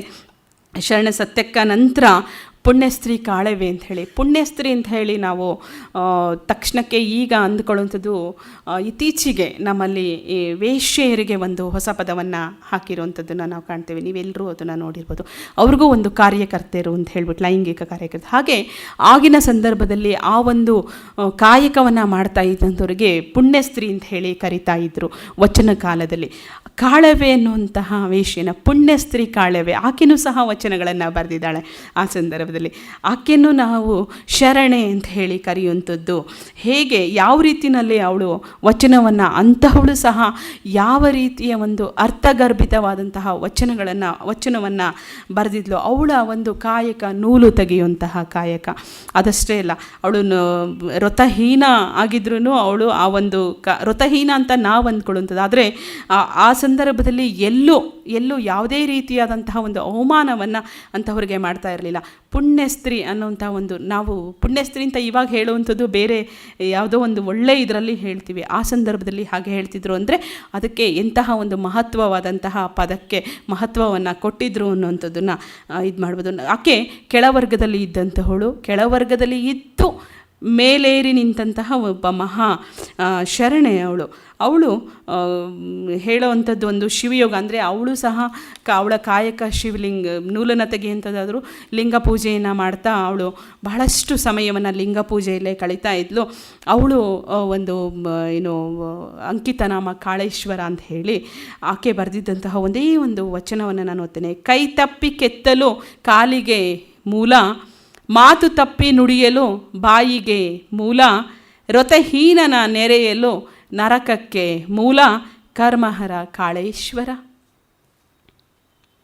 ಕೈ ತಪ್ಪಿ ಬಿದ್ದೋಯ್ತು, ಒಡೆದೋಯ್ತು ಅಂತ ಹೇಳಿದ್ರೆ ಅದು ನಮ್ಮ ಕಾಲಿಗೆ ಮೂಲ, ಕಾಲಿಗೆ ಅದು ಕೆಟ್ಟದಾಗುವಂಥದ್ದು. ಮಾತು ತಪ್ಪಿ ನುಡಿಯಲು ಬಾಯಿಗೆ ಮೂಲ, ಮಾತಾಡಿದರೆ ಹೋಯಿತು, ಮುತ್ತು ಒಡೆದ್ರೆ ಹೋಯಿತು ಅಂತ ನಾವೇನು ಒಂದು ಗಾದೆಯನ್ನು ಹೇಳ್ತೀವಿ. ಹಾಗೆ ಮಾತು ತಪ್ಪಿ ನುಡಿದ್ಬಿಟ್ರೆ ಅದು ನಮ್ಮ ಬಾಯಿಗೆ ಮೂಲ ಆಗುತ್ತೆ ಆ ಮಾತು ಅನ್ನುವಂಥದ್ದನ್ನು ಕೇಳ್ತಾಳೆ. ವ್ರತಹೀನನ ನೆರೆಯಲು ನರಕಕ್ಕೆ ಮೂಲ. ವ್ರತಹೀನರು ನಾವು ಯಾರು ಆ ಥರದಲ್ಲಿ ಇರ್ತೀವಿ ಅವರೆಲ್ಲ ನರಕಕ್ಕೆ ಹೋಗುವಂಥದ್ದು, ನರಕಕ್ಕೆ ಮೂಲ ಅಂಥೇಳಿ ಅವಳ ಒಂದು ಕಾಳೇಶ್ವರ, ಶಿವನನ್ನು ಏನು ಅವಳು ಕಾಳೇಶ್ವರ ಅಂತ ಕರಿತಾ ಇದ್ಲು, ಅದನ್ನು ಅವಳು ಹೇಳ್ತಾಳೆ. ಅಂದರೆ ವ್ರತಹೀನನ ಒಂದು ಜೀವನ ವ್ಯರ್ಥ ಅನ್ನುವಂಥದ್ದನ್ನು ಅವಳ ಒಂದು ಆಶಯದಲ್ಲಿ ಅವಳು ವ್ಯಕ್ತಪಡಿಸ್ತಾಳೆ. ಮತ್ತೊಬ್ಬ ಶರಣೆ ಲಕ್ಕಮ್ಮ. ಶರಣೆ ಲಕ್ಕಮ್ಮ ಅವಳು ಗಂಡು ಹೆಣ್ಣು ಅನ್ನುವಂತಹ ಭೇದ ಭಾವವನ್ನು ಇಲ್ಲದೆ ಇರೋಂತಹ, ಅಂದರೆ ತೋರಿಸದೇ ಇರೋಂತಹ, ಅಕಸ್ಮಾತ್ ಇವತ್ತು ಎಲ್ಲೋ ಒಂದು ಕಡೆಗೆ ಅನ್ನೋದಕ್ಕಿಂತ ಎಲ್ಲ ಕಡೆಗೂ ನಾವು ಹೇಳೋದು ವಚನ ಕಾಲದಲ್ಲಿ ನಮಗೆ ಸ್ತ್ರೀಯರಿಗೆ ಸಮಾನತೆ ಇತ್ತು, ಸಮಾನ ಸ್ಥಾನವನ್ನು ಕೊಟ್ಟಿದ್ದರು ಅಂತೆಲ್ಲ ಹೇಳ್ತೀವಿ. ಆದರೂ ಅಲ್ಲೆಲ್ಲೋ ಒಂದು ಕಡೆಗೆ ಲಕ್ಕಮ್ಮಂಗೆ ನಮ್ಮನ್ನು ಕೀಳಾಗಿ ನೋಡ್ತಾರೆ ಹೆಣ್ಮಕ್ಳನ್ನ ಅಂತ ಅನಿಸು. ಆವಾಗ ಹೇಳ್ತಾ ಇದ್ಲು ಅವಳು, ಕೂಟಕ್ಕೆ ಸತಿಪತಿ ಎಂಬ ನಾಮವಲ್ಲದೆ ಅರಿವಿಂಗೆ ಬೇರೊಂದೊಡಲುಂಟೆ. ಸತಿಪತಿ ಎಲ್ಲರೂ ಒಂದೇ, ಸತಿಪತಿ ಇಬ್ಬರು ಒಂದೇ ಅನ್ನುವಂಥದ್ದನ್ನು, ಅರಿವಿಂಗೆ ಬೇರೊಂದೊಡಲುಂಟೆ, ಅರಿವು ಮಾಡ್ಕೊಳ್ಳೋದಕ್ಕೆ ಬೇರೆ ಯಾವುದೂ ಇಲ್ಲ ಅನ್ನುವಂಥದ್ದನ್ನು ಅವಳಲ್ಲಿ ಅಂದರೆ ಪ್ರಶ್ನೆ ಮಾಡ್ತಾ ಇದ್ಲು. ಅವಳಿಗೆ ಆಯ್ದಕ್ಕಿ ಲಕ್ಕಮ್ಮ ಅಂತ ಹೇಳಿ ಕರಿತಾ ಇದ್ದಿದ್ದಂಥದ್ದು. ಮತ್ತು ಅಷ್ಟೇ ಅಲ್ಲ, ಅವಳು ಅದನ್ನು ಹೇಗೆ ಹೇಳ್ತಾ ಇದ್ಲು ಅಂತಂದರೆ, ಆಸೆ ಎಂಬುದು ಅರಸಿಂಗಲ್ಲದೆ ಶಿವಭಕ್ತಿರಗುಂಟೆ ಅಯ್ಯ, ರೂಪವೆಂಬುದು ಯಮದೂತರಿಗಲ್ಲದೆ ಅಜಾತರಿಗುಂಟೆ ಅಯ್ಯ, ಈಸಕ್ಕಿ ಆಸೆ ನಿಮಗೇಕೆ ಈಶ್ವರನೊಪ್ಪ, ಮಾರಯ್ಯ ಪ್ರಿಯ ಅಮರೇಶ್ವರ ಲಿಂಗಕ್ಕೆ ದೂರ. ಶರಣೆಯರು ಆಗೂ ಸಹ ಹೇಗೆ ಒಂದು ಈ ಭ್ರಷ್ಟತೆಯನ್ನು ಅಂದರೆ ಭ್ರಷ್ಟಾಚಾರವನ್ನು ದೂರ ಮಾಡೋದಕ್ಕೆ ಅವರು ಯಾವ ರೀತಿ ಯೋಚನೆಯನ್ನು ಮಾಡ್ತಿದ್ರು ಅನ್ನೋಂಥದ್ದು. ಆಸೆ ಅನ್ನೋದು ಅರಸಿಂಗಲ್ಲದೆ ಶಿವಭಕ್ತರಿಗಿದೆಯಾ, ನಾವೆಲ್ಲರೂ ಶಿವಭಕ್ತರಾಗಬೇಕು ಅನ್ನೋಂಥದ್ದನ್ನು ಅವಳು ಈ ಸಂದರ್ಭದಲ್ಲಿ ವ್ಯಕ್ತಪಡಿಸ್ತಾಳೆ ಅನ್ನೋವಂಥದ್ದನ್ನು. ಜೊತೆಗೆ ಆ ಲಕ್ಕಮ್ಮ ಆ ಕಾಯಕದ ಬಗ್ಗೆನೇ, ಅಂದರೆ ಅವಳು ಗರ್ವದಿಂದ ಯಾವುದೇ ಒಂದು ಭಕ್ತಿಯನ್ನು ನೀವು ತೋರ್ಪಡಿಸ್ಕೊಳ್ಬೇಡಿ ಅನ್ನೋವಂಥದ್ದನ್ನು, ಭಕ್ತಿಗೆ ಪ್ರತಿಫಲವನ್ನು ಅಪೇಕ್ಷೆ ಪಡಬೇಡಿ. ನಾವಿವತ್ತು ದೇವಸ್ಥಾನಕ್ಕೆ ಹೋಗಿ ಪೂಜೆಯನ್ನು ಮಾಡಿಸೋವಂಥದ್ದಾದರೆ ಅಲ್ಲಿ ನಾವು ದಕ್ಷಿಣೆಯನ್ನು ಹಾಕೋಂಥದ್ದಾದರೆ ಮನಸ್ಸಲ್ಲಿ ನಾವು ಕೇಳ್ಕೊಳ್ಳೋವಂಥದ್ದು ಇಷ್ಟುದ್ದ ಇರುತ್ತೆ, ನಾವು ಹಾಕೋದೊಂದು ಚೂರು ದಕ್ಷಿಣಕ್ಕೆ, ಅದು ಭಕ್ತಿ ಅಂತ ಅನ್ನಿಸ್ಕೊಳ್ಳಲ್ಲ. ಅವಳು ಹೇಳ್ತಾಳೆ, ಭಕ್ತಿಗೆ ಪ್ರತಿಫಲವನ್ನು ಅಪೇಕ್ಷೆ ಪಡಬೇಡಿ, ನಾವು ಭಕ್ತಿಯನ್ನು ತೋರಿಸುವಾಗ ನಮಗೇನಾದರೂ ಆಗಬೇಕು ಅಂತ ಹೇಳಿ ಎಲ್ಲೂ ನೀವು ಅಪೇಕ್ಷೆಯನ್ನು ಪಡಬೇಡಿ ಭಕ್ತಿಗೆ ಅನ್ನುವಂಥದ್ದನ್ನು. ಗರ್ವದಿಂದ ಮಾಡುವ ಭಕ್ತಿ ದ್ರವ್ಯದ ಕೇಡು, ನಡೆಯಿಲ್ಲದ ನುಡಿ ಅರಿವಿಂಗೆ ಹಾನಿ, ಕೊಡದೆ ತ್ಯಾಗಿ ಎನಿಸಿಕೊಂಬುದು ಮುಡಿಯಿಲ್ಲದ ಶೃಂಗಾರ, ದೃಢವಿಲ್ಲದ ಭಕ್ತಿ ಅಡಿ ಒಡೆದ ಕುಂಭದಲ್ಲಿ ಸುಜಲವ ತುಂಬಿದಂತೆ, ಮಾರಯ್ಯ ಪ್ರಿಯ ಅಮಲೇಶ್ವರ ಲಿಂಗವ ಮುಟ್ಟದ ಭಕ್ತಿ. ಅವಳು ಎಷ್ಟು ಚೆನ್ನಾಗಿ ಹೇಳ್ತಾಳೆ. ನಾವಿವತ್ತು ಬಹಳಷ್ಟು ಸಲ ಕೆಲವೊಂದು ದೇವಸ್ಥಾನಗಳಿಗೆ ಹೋಗೋದಕ್ಕೆ ಇಷ್ಟ ಆಗಲ್ಲ ಅನ್ನೋಂಥದ್ದು. ಅಲ್ಲಿರುವಂತಹ ಪುರೋಹಿತರು, ನಾನು ಮಾಧ್ಯಮ ಕ್ಷೇತ್ರದಲ್ಲಿರೋದ್ರಿಂದ ನನಗೆ ಇದು ಹೆಚ್ಚು ಅನುಭವಕ್ಕೆ ಬಂದಿದೆ. ನಾವೆಲ್ಲೋ ಒಂದು ಕಡೆಗೆ ಕ್ಯಾಮ್ರಾವನ್ನು ತೊಗೊಂಡು ಹೋಗ್ತೀವಿ, ಅಲ್ಲಿ ಯಾವುದೋ ಒಂದು ಇದನ್ನು ಸಾಕ್ಷ್ಯಚಿತ್ರವನ್ನು ಅಥವಾ ಯಾವುದೋ ಒಂದು ಸುದ್ದಿಯನ್ನು ಮಾಡಬೇಕು ಅಂತ ಹೇಳಿ ಹೋದಾಗ ಅಲ್ಲಿ ಖಂಡಿತ ಅವರು ಭಕ್ತಿಯಿಂದ ಪೂಜೆ ಮಾಡಲ್ಲ. ಅವರ ದೃಷ್ಟಿಯೆಲ್ಲ ಈ ಕಡೆ ಕ್ಯಾಮ್ರಾದ ಕಡೆಗೆ ಇರುತ್ತೆ. ಅವರಲ್ಲಿ ನಾವು ಅಂದ್ಕೊಳ್ತೀವಿ, ಬೆಳಗ್ಗೆ ಹೊತ್ತು ನೀವು ಭಕ್ತಿ ಲಹರಿ ಎಲ್ಲ ಚಾನಲ್ಗಳಲ್ಲಿ ಹಾಕ್ತಾರೆ, ಬೆಳಗ್ಗೆ 5 ಗಂಟೆಯಿಂದ ಶುರುವಾಗುತ್ತಲ್ಲ, ನೀವು ನೋಡಿ ಅದರಲ್ಲಿ ಎಷ್ಟು ಇದರಲ್ಲಿ ಅರ್ಚಕರು ಯಾರೂ ಸಮಾಧಾನವಾಗಿ ಅಲ್ಲಿ ನಿಂತುಕೊಂಡು ಪೂಜೆ ಮಾಡ್ತಿದ್ದಾರೆ ಅಂತ ಹೇಳಿ ನಮ್ಗೆ ಅನಿಸೋದೇ ಇಲ್ಲ. ಅವ್ರದ್ದೆಲ್ಲ ಗಮನ ಆ ಕ್ಯಾಮ್ರಾದ ಕಡೆಗೆ ಇರುತ್ತೆ. ಅವಳು ಎಷ್ಟು ಚೆನ್ನಾಗಿ ಹೇಳ್ತಾಳೆ ನೋಡಿ, ಗರ್ವದಿಂದ ಮಾಡುವ ಭಕ್ತಿ ದ್ರವ್ಯದ ಕೇಡು. ಗರ್ವದಿಂದ, ತುಂಬ ಗರ್ವ. ನಾನು ದೇವಸ್ಥಾನವನ್ನು ಉಲ್ಲೇಖ ಮಾಡಲ್ಲ, ಬಸವನಗುಡಿನಲ್ಲೇ 1-2 ದೇವಸ್ಥಾನಗಳು ಹೇಗೆ ಯಾವ ರೀತಿಯಲ್ಲಿ ನಮಗೆ ಎಷ್ಟೋ ಸಲ ಹೊರಗಡೆ ನಿಂತು ನಮಸ್ಕಾರ ಮಾಡಿ ಹೋಗಿಬಿಡೋಣ ಅಂತ ಅನಿಸುತ್ತೆ. ಒಳಗಡೆ ಹೋದಾಗ ಗೋತ್ರ ಕೇಳ್ತಾರೆ. ನನ್ನ ಜೊತೆಲಿದ್ದಂಥ ಒಬ್ಬ ಸ್ನೇಹಿತೆ ಒಂದು ಸಲ ತುಂಬ ಬೇಸರ ಮಾಡಿಕೊಂಡು ಗೋತ್ರ ಕೇಳಿ ಇಲ್ಲಿ ಇಟ್ಕೊಂಡಿದ್ದಂತಹ ಪ್ರಸಾದವನ್ನು ತೆಗೆದುಕೊಡ್ತಾರೆ ಅರ್ಚಕರು. ಬಸವನಗುಡಿನಲ್ಲೇ ಇರೋಂತಹ ದೇವಸ್ಥಾನ. ಹಾಗಾಗಿ ಅಂದರೆ ಆ ಭಕ್ತಿ, ಆ ದ್ರವ್ಯ. ಆಮೇಲೆ ಇನ್ನೊಂದು ಇದೆ ಇದರಲ್ಲಿ, ತಟ್ಟೆಗೆ ಏನು ಆರತಿ ತಟ್ಟೆಗೆ 5 ರೂಪಾಯಿ ಹಾಕಿದರೆ ಒಂದು ಪ್ರಸಾದ, 10 ರೂಪಾಯಿ ಹಾಕಿದರೆ ಒಂದು ಪ್ರಸಾದ ಇಟ್ಕೊಂಡು ಬಿಟ್ಟಿರ್ತಾರೆ ಇಲ್ಲಿ ಬಗ್ಲಲ್ಲಿ. ಅದನ್ನು ತೆಗೆದು ಹೀಗೆ ಹಾಕ್ತಾರೆ. ನಾವು ನೋಡೋದು 5 ರೂಪಾಯಿ ಹಾಕಿದ್ರೆ ಯಾವ್ದು ಕೊಡ್ತಾರೆ, 10 ರೂಪಾಯಿ ಹಾಕಿದ್ರೆ ಯಾವ್ದು ಕೊಡ್ತಾರೆ ಅಂತ ಹೇಳಿ. ಇಂತಹದ್ದೆಲ್ಲದಕ್ಕೂ ಮೀರಿ 12ನೇ ಶತಮಾನದಲ್ಲೇ ಶರಣೆ ಲಕ್ಕಮ್ಮ ಹೇಗೆ ಹೇಳಿದ್ಲು ಅನ್ನೋಂಥದ್ದಕ್ಕೆ, ಗರ್ವದಿಂದ ಮಾಡುವ ಭಕ್ತಿ ದ್ರವ್ಯದ ಕೇಡು, ನಡೆಯಿಲ್ಲದ ನುಡಿ ಅರಿವಿಂಗೆ ಹಾನಿ. ಅಂತಹ ಒಂದು ನಡೆ ಏನಿದೆ ನಾನೀಗ ಹೇಳಿದ್ನಲ್ಲ, ಅದೆಲ್ಲ ಅರಿವನ್ನು ಹಾನಿ ಮಾಡುವಂಥದ್ದು. ಕೊಡದೆ ತ್ಯಾಗಿ ಎನಿಸಿಕೊಂಬುದು ಮುಡಿಯಿಲ್ಲದ ಶೃಂಗಾರ. ನಾನೇನೂ ಕೊಡದೆ ತ್ಯಾಗಿ ಅಂತ ಹೇಳೋವಂಥದ್ದು ಇವತ್ತು ತುಂಬ ಜನ ನೋಡ್ತೀವಿ ಆ ಥರ. ಅದು ಏನಾಗುತ್ತೆ, ಮುಡಿಯಿಲ್ಲದ ಶೃಂಗಾರ. ದೃಢವಿಲ್ಲದ ಭಕ್ತಿ ಅಡಿವೆಡೆದ ಕುಂಭದಲ್ಲಿ ಸುಜಲವ ತುಂಬಿದಂತೆ. ನನ್ನ ಭಕ್ತಿ ದೃಢನೇ ಇರಲ್ಲ. ನಾನು ಹೇಳಿದಲ್ಲ, ಅವರು ಪೂಜೆ ಮಾಡ್ತಿದ್ದಾರೋ ಅಥವಾ ಈ ಕ್ಯಾಮ್ರಾ ನೋಡ್ತಿದ್ದಾರೋ ನಮ್ಗೆ ಗೊತ್ತಾಗಲ್ಲ. ಎಷ್ಟೋ ಸಲ ನಾವು ಅದನ್ನು ಗಮನಿಸಿರೋವಂಥದ್ದು. ಅಂತಹದಕ್ಕೆ ಏನು ಕುಂಭದಲ್ಲಿ ಸುಜಲವ ತುಂಬಿದಂತೆ, ಅಂದರೆ ಜಲ ಅಲ್ಲ, ಸುಜಲವ ತುಂಬಿದಂತೆ ಅಂತ ಹೇಳಿ ಅವಳು ಆ ಸಂದರ್ಭದಲ್ಲಿ ಆವಾಗಲೇ ಹೇಳಿರುವಂಥದ್ದು ಇವತ್ತು ನಾವು ಇಲ್ಲಿ ಕಾಣ್ತಾ ಇದ್ದೇವೆ ಅನ್ನೋಂಥದ್ದನ್ನು ನೋಡ್ಬೋದು. ಇನ್ನೊಬ್ಬ ಶರಣೆ ಲಿಂಗಮ್ಮ. ಶರಣಲಿಂಗಮ್ಮ ಬಹಳ ಅನುಭವಿ.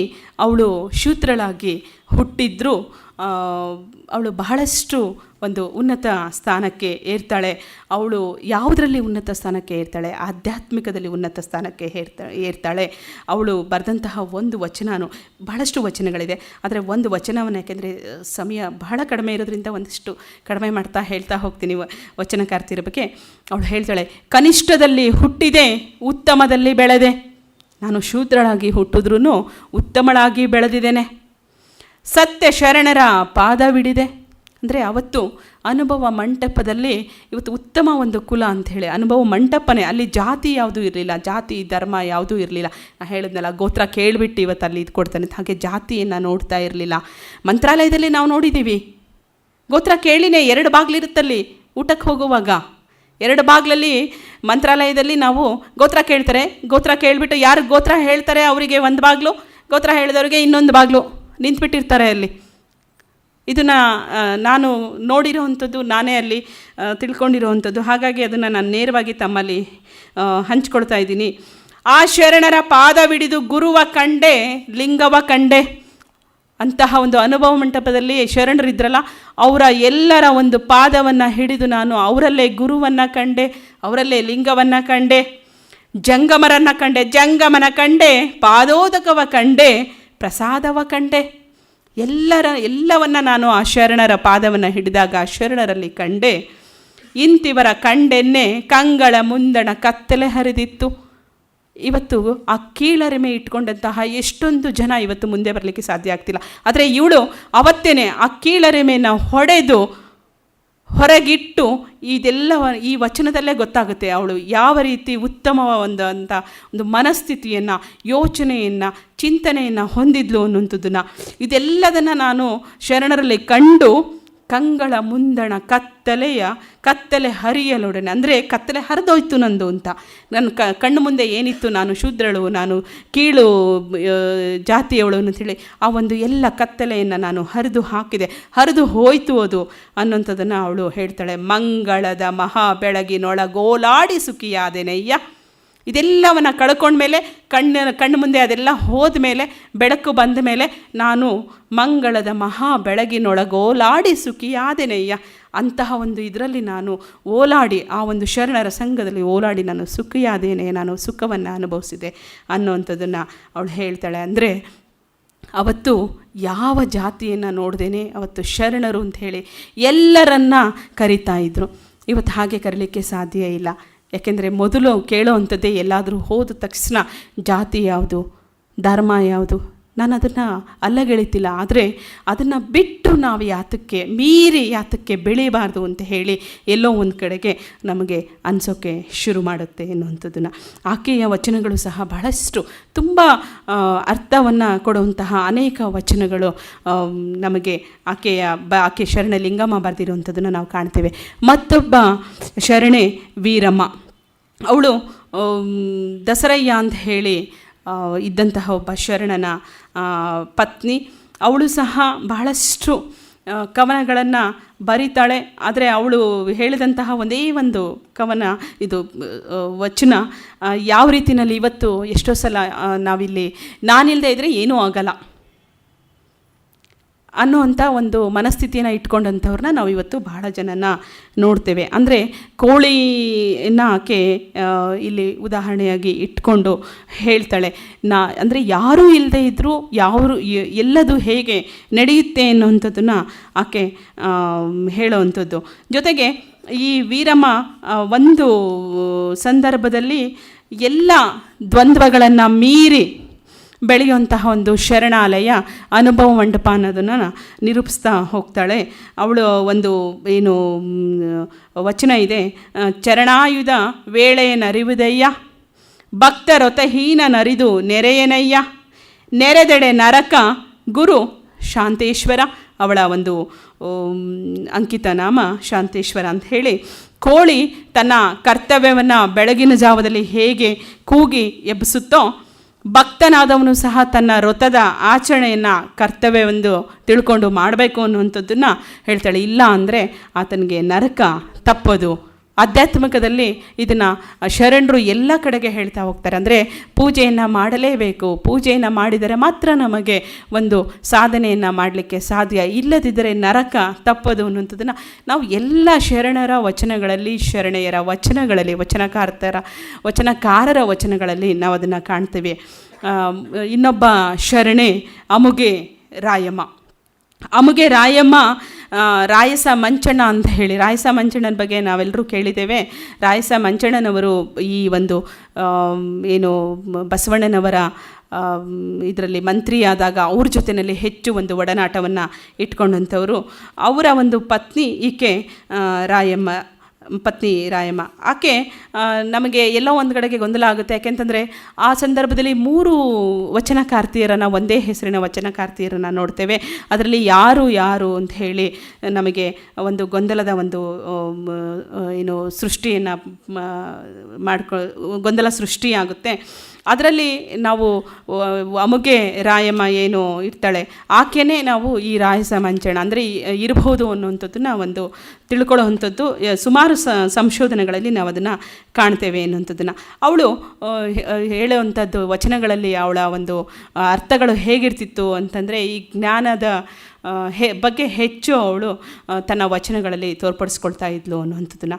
ಹೇಗೆ ಅನ್ನುವಂಥದ್ದು ಒಂದು ವಚನದಲ್ಲಿ, ಅನುಭಾವಿಗಳೆಂಬ ಅಜ್ಞಾನಿಗಳ ಮುಖವ ನೋಡಲಾಗದು. ನಾವು ಅನುಭವ ಮತ್ತು ಅನುಭಾವ ಎರಡಕ್ಕೂ ತುಂಬ ವ್ಯತ್ಯಾಸ ಇದೆ.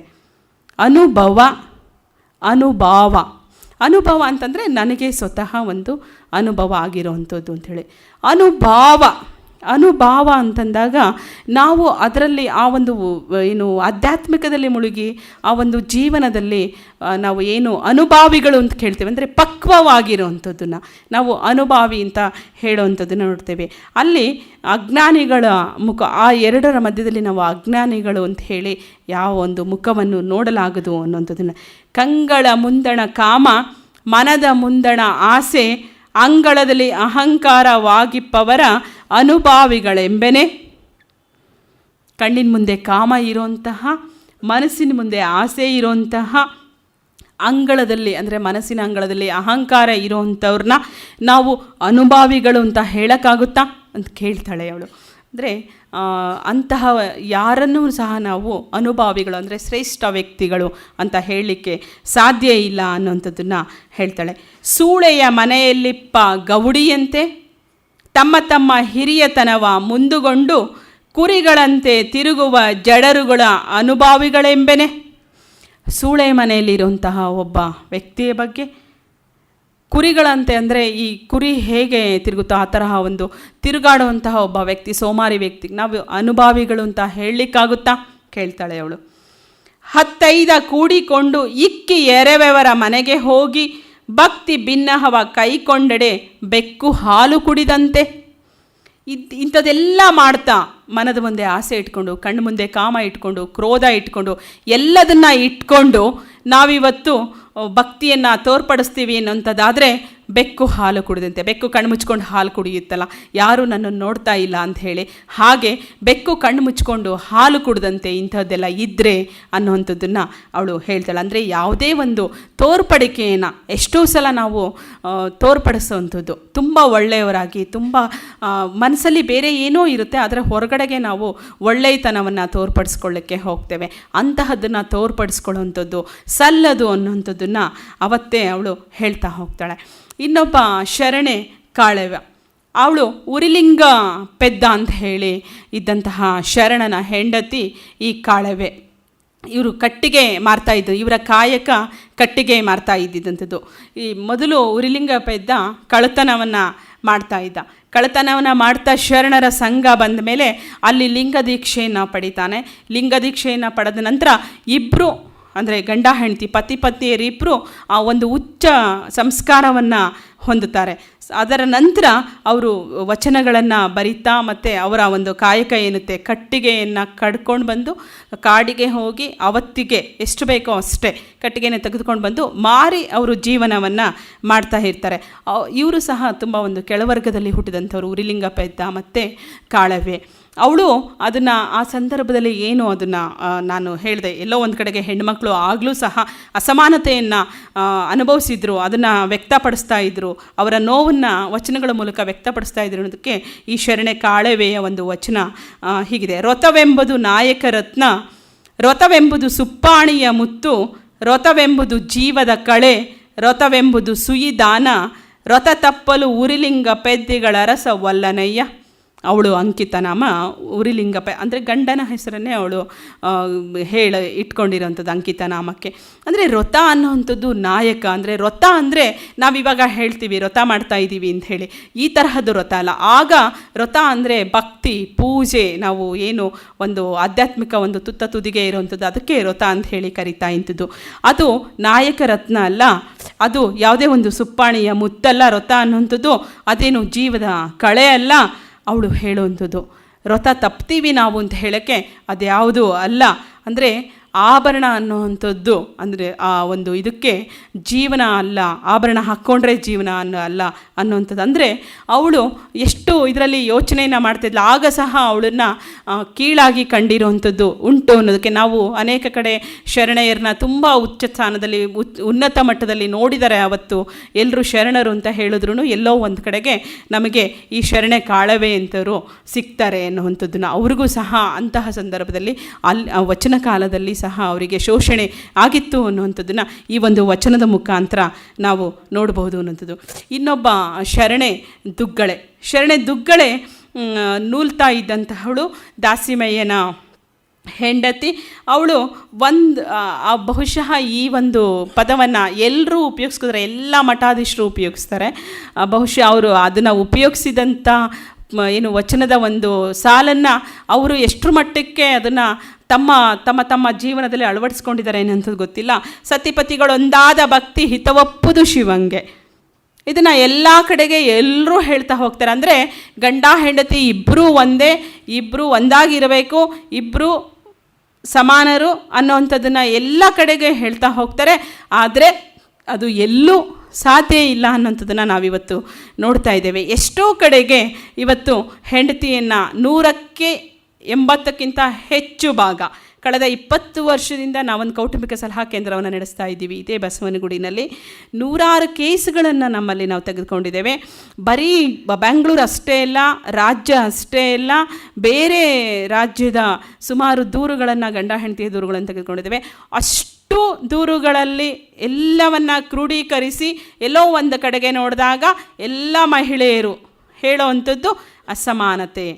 ಯಾತಕ್ಕೆ ನಿಮಗೆ ಕಷ್ಟ ಆಗ್ತಿದೆ? ಅಸಮಾನತೆ. ಇನ್ನೇನೂ ಹೇಳಲ್ಲ ಅವರು. ಶೋಷಣೆ ಯಾಕಾಗ್ತಿದೆ? ಅಸಮಾನತೆ. ಅಂತಹ ಒಂದು ಅಸಮಾನತೆ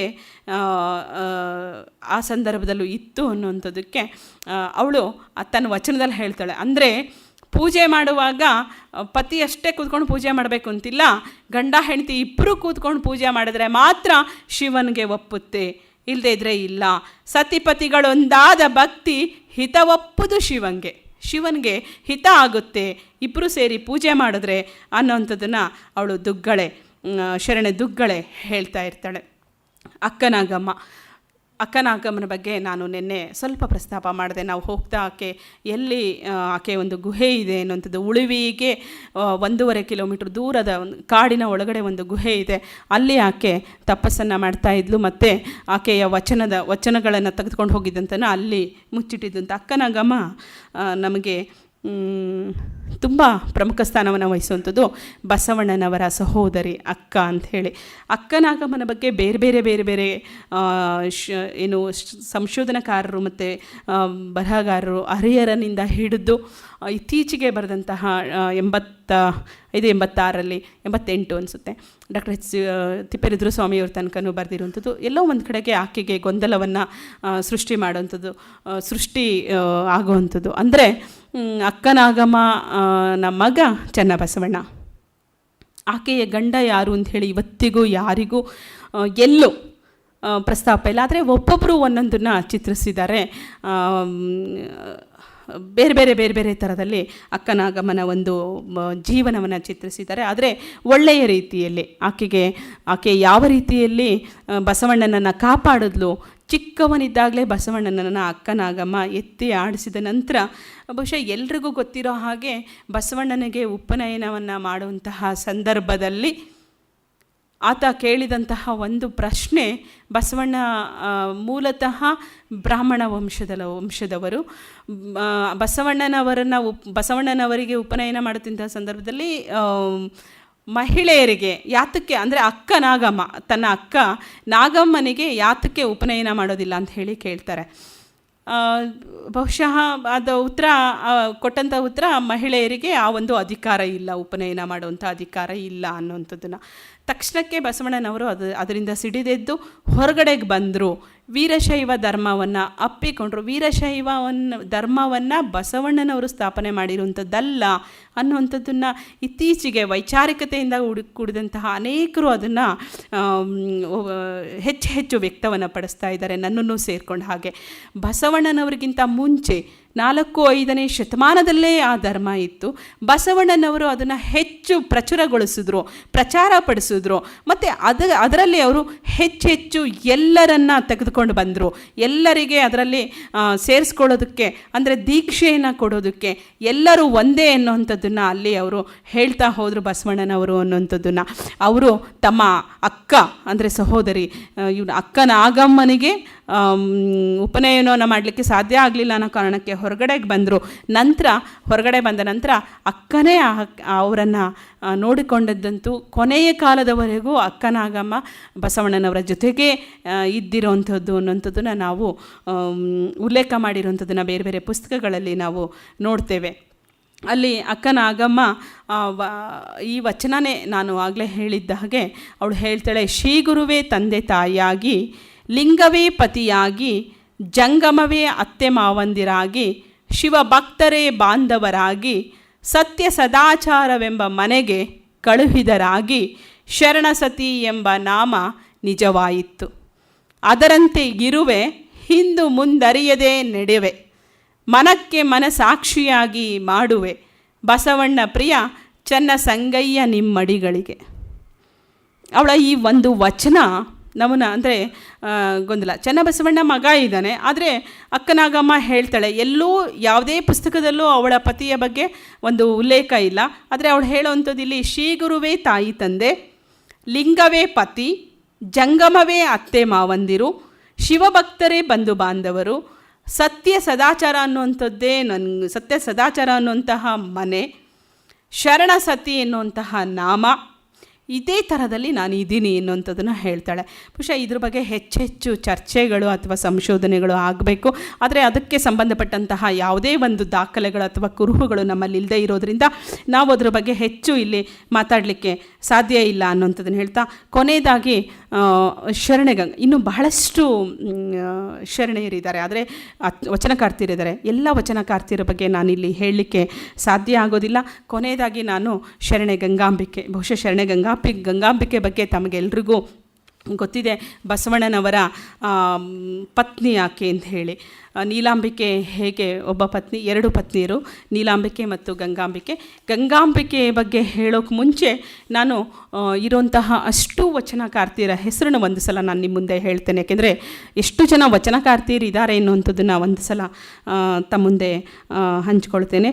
ನಮ್ಮಲ್ಲಿ ಈಗಾಗಲೇ ನಾನು ಹೇಳಿರೋಂಥದ್ದನ್ನು ಸೇರಿಕೊಂಡಾಗೆ ಮೊಟ್ಟ ಮೊದಲನೇದಾಗಿ ನಾವು ಎಲ್ಲ ಕಡೆಗೂ ಹೇಳುವಂಥದ್ದು ಅಕ್ಕ ಮಹಾದೇವಿಯನ್ನು ನಾವು ಎತ್ತರಕ್ಕೆ ಇಟ್ಟರೂ ವಚನ ಕಾಲದಲ್ಲಿ ವಚನಕಾರ್ತಿಯರ ಮಧ್ಯದಲ್ಲಿ, ಆದರೆ ಎಲ್ಲರಿಗಿಂತ ಹಿರಿಯ ವಚನಕಾರ್ತಿ ಅಂತ ಹೇಳಿಬಿಟ್ಟು ನಾವು ಅಕ್ಕನಾಗಮ್ಮನನ್ನೇ ಹೇಳುವಂಥದ್ದು. ಮಾತೃಹೃದಯ ಅಕ್ಕನಾಗಮ್ಮ ಅಂತ ಹೇಳುವಂಥದ್ದು.